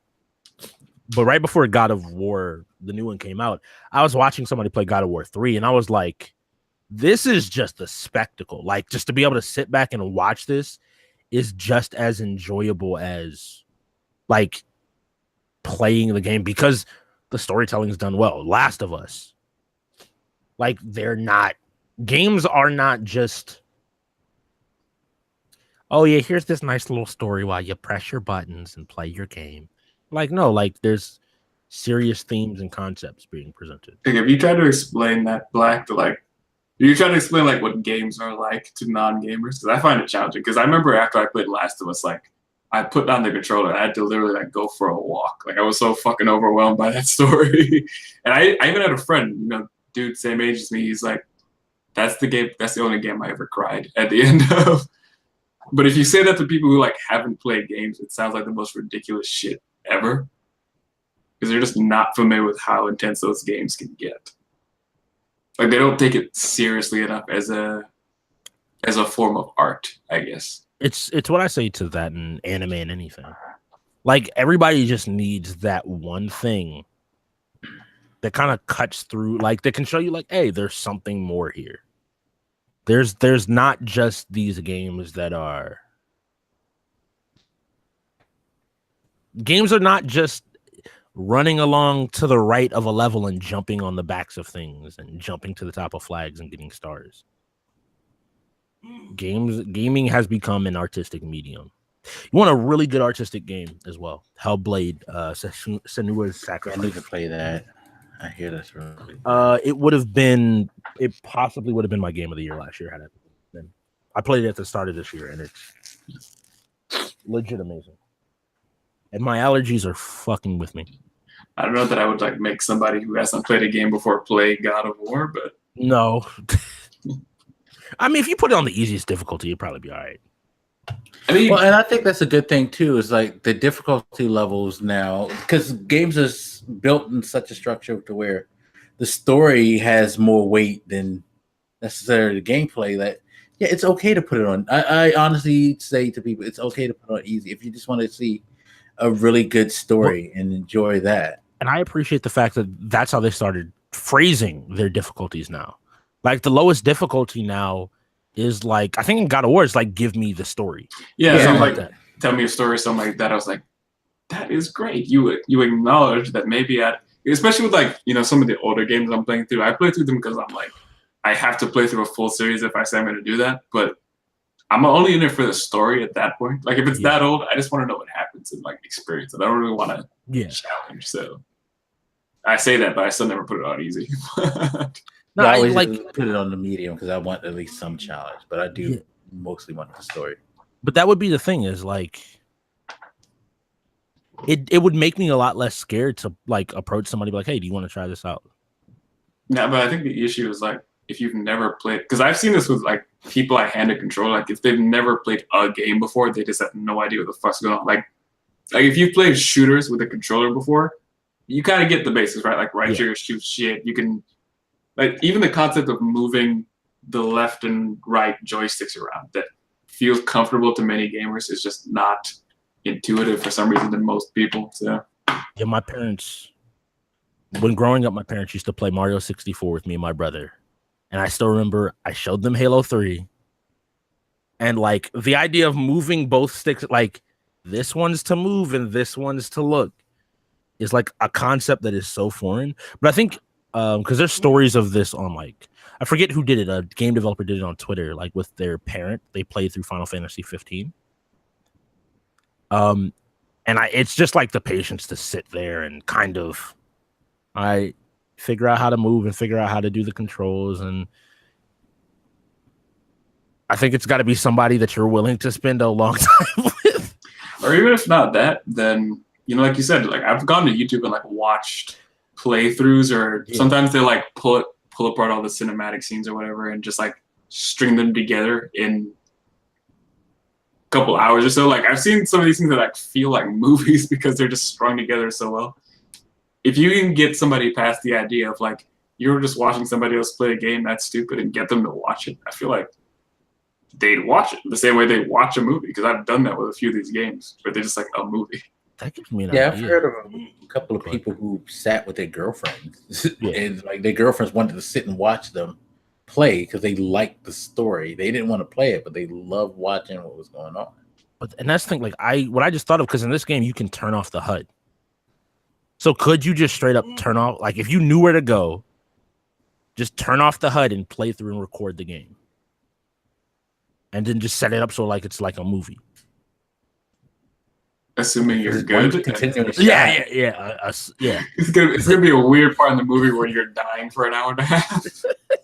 Well, that's why you would probably set it on easy if you were gonna do something like that. Yeah, because even still, like the God of War, like the final kill moments, like the first time going back, like the first time you fight one of the dudes with the pillars, that you catch him and you drop the pillar. It is such a satisfying, like, I did that. And it's just a great feeling. And with all the banter that happens back and forth, it's not like there's any empty moments really. So yeah, you could, in theory, just string it. I mean, I feel like it would be significantly longer than a movie. Yeah. Maybe you could string it together into like a TV show with like a season or something. That would actually be dope. That is a good idea. if you could somehow use like games as like almost like a TV network, like have different shows come on at different time slots, but be different games basically. I mean, you could. Some of them are. And then before one of the companies sued you for just showing their game. I mean, I don't know. Just playing this game because I was trying to. I was waiting for like Black when he was finishing the game. I was explaining to somebody that like, I've got this friend and we both play this game. And he's taking fucking forever, but I want to talk about it. He's such an asshole. Like, really?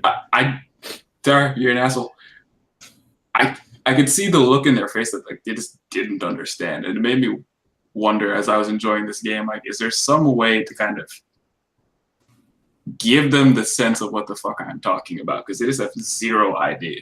I think the movie thing is the best way, or like you said, the TV show thing is too, because unless you play a game straight through, when you play it in sections, you are essentially watching the first episode. Yeah. And then like one of the things that makes a game a very unique form of art is the idea that it's interactive, right? So it allows you to experience a story in a completely different way. I remember, when I was in college, my senior research was based around mixed reality, so virtual and augmented reality. And that was one of the things I always enjoyed. It's like when you're interacting with something, the relationship with it psychologically is just much different. I feel like games just happen to capitalize on that fact.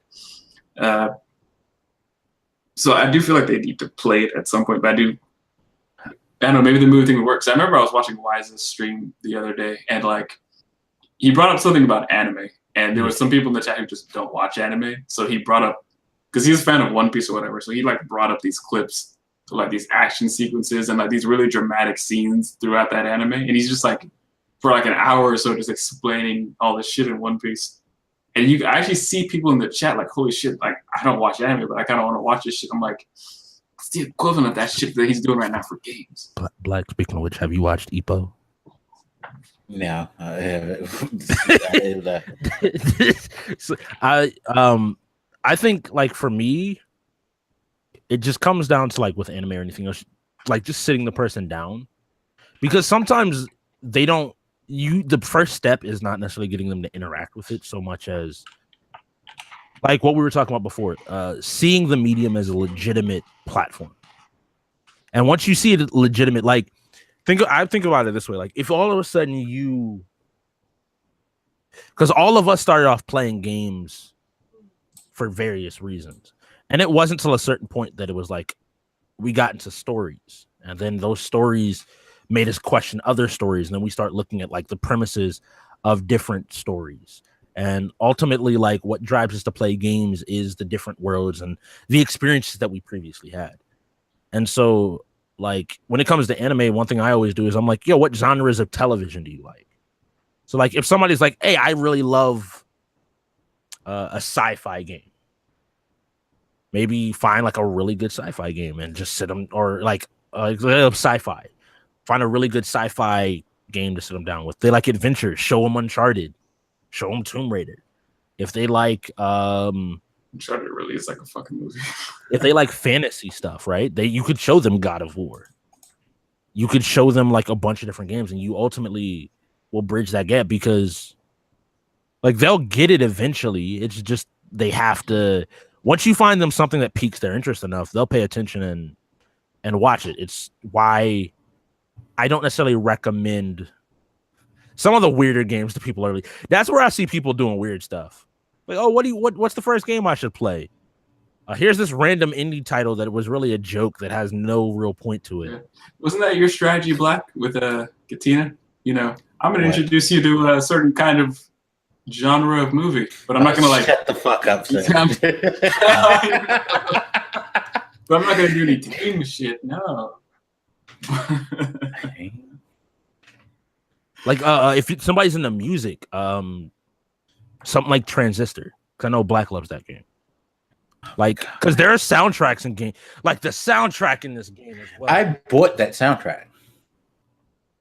I straight up paid $10 for that soundtrack, and I actually have a couple of songs on mixes that I play, especially Circles. Circles is my shit.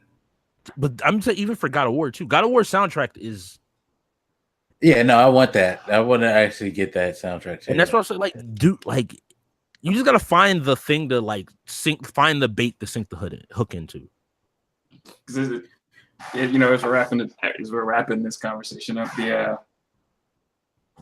you look at a game like this, and it's like, this is the kind of game people need to see to recognize that this is a serious genre. Because this game, visually, the story, I would say it outweighs most movies a lot of people have seen. just because of the length, obviously, but just the writing is superb, the visual is amazing.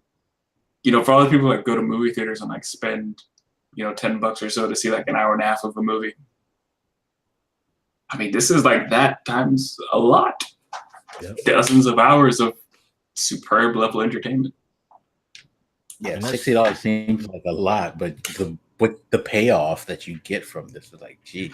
I never understood what, because you see so many people like freak out about like that $60 mark, and I'm like, but I paid $10 to go to a movie for like an hour and a half, and I'm playing these games for like 20 to 40 hours. I mean, I'm just don't get me started on that. How much did you go? How much did you go to? Like, how much? Not 2 weeks before God of War, or not a week before God of War, or not a week after God of War. How many people spent $15, $20 to go see Infinity War? 2 hours and a half. You spent for what? You spent a quarter as much for a tenth as much time. Not even. But that's just far less than a tenth. It's like, people, yeah. People are just trying to explain like people are just trying to explain why something isn't worth it. Black and I have always had this conversation of like, my judgment of how I spent my money is, did I enjoy the experience? Now there comes the things when I'm talking to other people, like, if your game is 4 hours and you're asking $40 for it, I'm gonna be like, this might be a hard sell. If you like what you see, check it out. But at the same time, like, games have something that, like, the interactivity is what boosts it up there. This game especially, because shoot, I could find somebody that I would love that if y'all went and read more Norse mythology because of this, or you just got so enamored with this world that you spent 100 hours finding every piece of lore in the game. I love that it proved that Thor is a dick. Like I've been telling people, but nobody want to believe me though. And then Jane Foster only exists in Marvel. I'm gonna need you to chill. She exists in all of our hearts. 1, 2. Every time I say Thor is a dick, everybody looks at me all crazy. I'm gonna need them. I'm just gonna like, you know what? I'm gonna like write down the dozens of stories pulled out of this game about how much of a dick Thor is. And I'm gonna go to the actual mythology and find them and be like, see, he's a fucking dick. Oh yeah, that's right. Thor's Norse mythology is all about killing shit. Like, if you want to prove Thor is not like this, oh, Thor's super nice and loves everybody. I'm the only one who sees through the bullshit, yo. Yeah, who knew that the only reason they praised Thor because they were scared of him? Yeah. That's the only reason why he's revered, because they don't want you have a crazy man on the throne and a psychopath with a weapon of mass destruction as like his lapdog. Yeah. I hadn't really thought about Norse mythology that much before, but I like this idea of like different factions or races. So you have like that dichotomy between the Vanir and the Aesir or whatever. I'm not that familiar with the mythology and other mythologies, I guess, but I don't know that sort of concept exists at that level where it's different groups really warring with each other, or having that sort of, even beyond them, like the different races, like the elves and the giants and shit like that. I don't know. Again, because a lot of us are more familiar with like Christian mythology, I guess. It's just like Greek mythology or Roman mythology. This is the only thing that they really pressed upon. And all it really is us versus them in those. There's not like 100 different factions being like, hey, what do the giants want? What do the elves want? And what's the difference between a fire giant and an ice giant? The Vanir, the Aesir, distinctions between them and the Valkyries, and like I never knew I needed a game based in Norse mythology, but I definitely have needed one my entire life, apparently. Yeah, definitely. All right, so let's wrap this thing up. We talk too much. Never.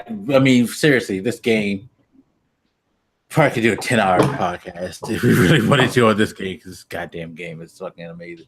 And I'm sure I'm going to be bugging both of you as I like go back and start fucking around the world and running into the thing. I'm just gonna wait for you to want to break your controller when you fight a Valkyrie.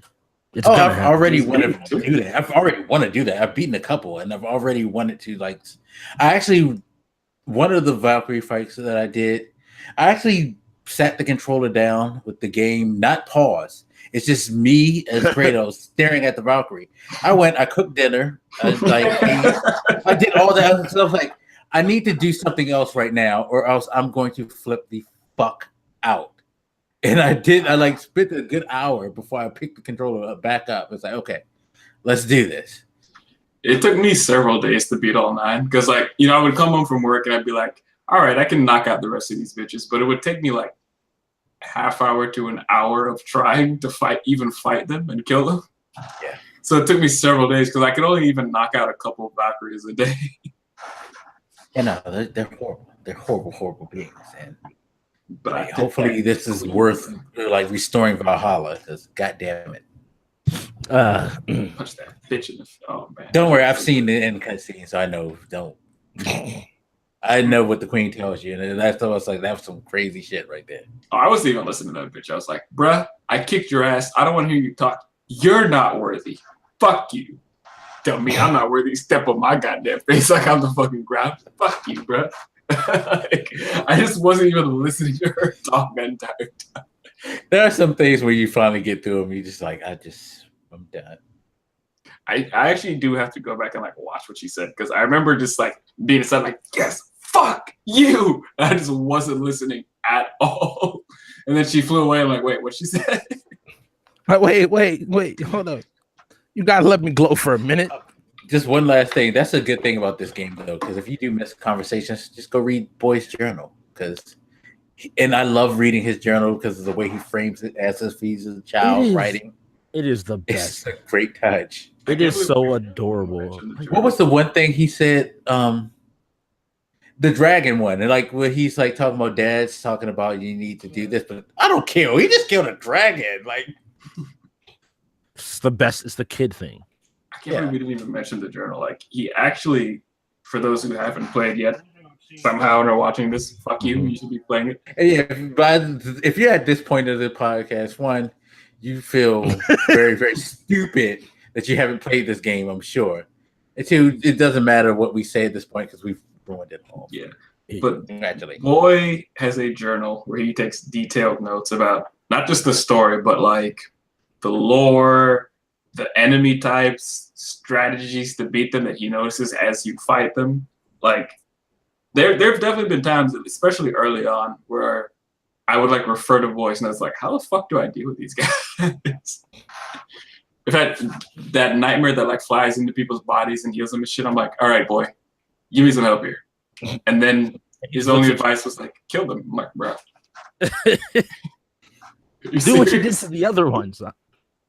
Like, I came to you the one time I really needed you, and you just said kill them. Fuck you. It was literally at that moment I stopped reading the book. Yeah, boy's clutch, you gotta admit. That's right. Loki, if you want to call him. Bruh, the way that they frame that up is so it sounds like an afterthought. The way he says it. I can't remember the exact words, but he's like, on the walls, they refer to me as Loki. Yeah, like that was. Well, no, it's not that. He didn't say it. It wasn't him who said it. It was like they called me another name. I never recognized the name. And Kratos goes, "Yeah, I gave you your name. Your mom wanted to give you this other name. She wanted to call you Loki." And like when Kratos says, "I'm like, what?" Like, I love that moment because does boy say it? I thought Kratos said it. I'm saying I love that moment because up until that point, if you're like paying a little bit closer attention and you put together like when they say Fae, like who they mean, if you're not thinking about it, you don't notice Loki hasn't shown up. Like right. I love that entire thing because the entire game, it never came to mind like we haven't seen Loki. They never mentioned him. Not before that moment. He was never talked about until that moment. Like head, you know everything. When people know about Greek, they know Zeus, Poseidon, and Hades. Yeah, but the big three. I'm fairly certain Boyd is the one who mentions it first because he's the one who can actually read that shit. Like Kratos can't read any of it, and he's like, they call me Loki, and the way he questions it is like, how should I put this? It is a reminder that it expresses the fact that we haven't heard this name because to him the word Loki doesn't mean anything at all because he is Loki and there's no story around this name yet. So to the viewer, it's like that name is supercharged, but to them, nothing. It's just a word, a funny name. Yeah, it's like it's a name I didn't like. I wanted to call you something else. Also, fuck when the boy became a dick one last time because he was gonna teach Kratos to read, and then all of a sudden he became a god and forgot how to teach people to read. I'm still mad about that. My man Kratos is about to be hooked on phonics, about to be out here reading, and my man was like, "Well, we a god now. I guess that don't matter." Like, what you? Even the music changed when he said Loki. Like the second he said that, if you listen to the music, it like shifts into this. I don't want to say it's a dark tone. I don't know how to describe it. The mood totally shifts. Yeah, the music in the game, the whole game, like. The mood of everything, the weight of all your encounters, and they like the music during the fucking final battle fight. Oh my god! I think even beyond that, sometimes like the lack thereof of music. Yeah, the sound. Oh my god, the sound's incredible. All right, we need to stop because we're gonna keep going because like it's so much to this game. Like that sound though is amazing. Like it adds to the way like the sound of the fucking axe coming back. Oh my god! That's so great. Oh my god! I know about the end, but am I the only one that like leaves the axe places and doesn't notice? Yeah, I do. But I love the fact that when you're about to go to the next place, you're just like, okay, let's go. Like, oh shit, yeah, axe. But for me, sometimes it takes like a while to come back because I've had a couple moments where like, I'm about to fight this dude. And I'm like, come on, he's coming, come on. Yeah, like you do realize you left this way over there. It's so weird because I love the axe so much, and yet, ironically, I can walk without it for like a long time and not even notice that I haven't been holding it, and I have no idea where it is. Yeah, but okay, I'll shut up now. Probably, maybe. Oh no, I understand. No, let's just,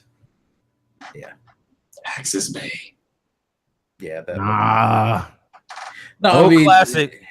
Nah, the moment I got those, I couldn't put them down. I was like, it's. I did play with them for at least a good hour and a half, and I was like, you know what? Let me go back to the axe. Once I got something I needed, it's like, yeah. And when you got to hell, and you got some of the special abilities from the previous games, and I was like, I want to wreck. I marked out when we got Spartan charge. I was like, "Yep, we spamming this." Oh, you get all of them though. You get. Yeah, I know. Oh. But once I got spoiled in charge, I was like, "Oh my god, this feels like so good." All right. Okay, we're done. We're done. All right. So thank you everybody for watching. Wait. You sent me this image, right, of like boy's sash or whatever. Oh yeah, he's wearing his fucking Kratos' tartan sash or whatever. Yeah. Yes. I don't know if you tweeted that out, but like, I don't know what the fuck it's called. His loincloth or whatever that Kratos wears in the previous games.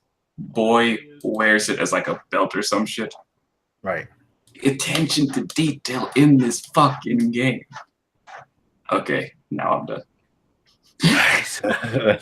Let's try to go. Let's try to get off this. Again, thank you for watching. We appreciate it. I don't know what the next one of these will be. Don't worry, there'll be another intervention soon enough. I say, yeah. Well, you get Spider-Man is gonna be here On my birthday, brah. I know. Happy birthday to you. Fuck yeah. Happy birthday. I knew it was up. Yeah. Exactly. You know, too bad Miles isn't going to be that much in it, but it's okay. You get some. It's fine because they're going to kill him off in the MCU. They're going to kill off Peter in the MCU and bring in Miles. So it's cool. It's all Yep, good. that's when Jane Foster's going to show up. You bet your ass. And then they kill her off.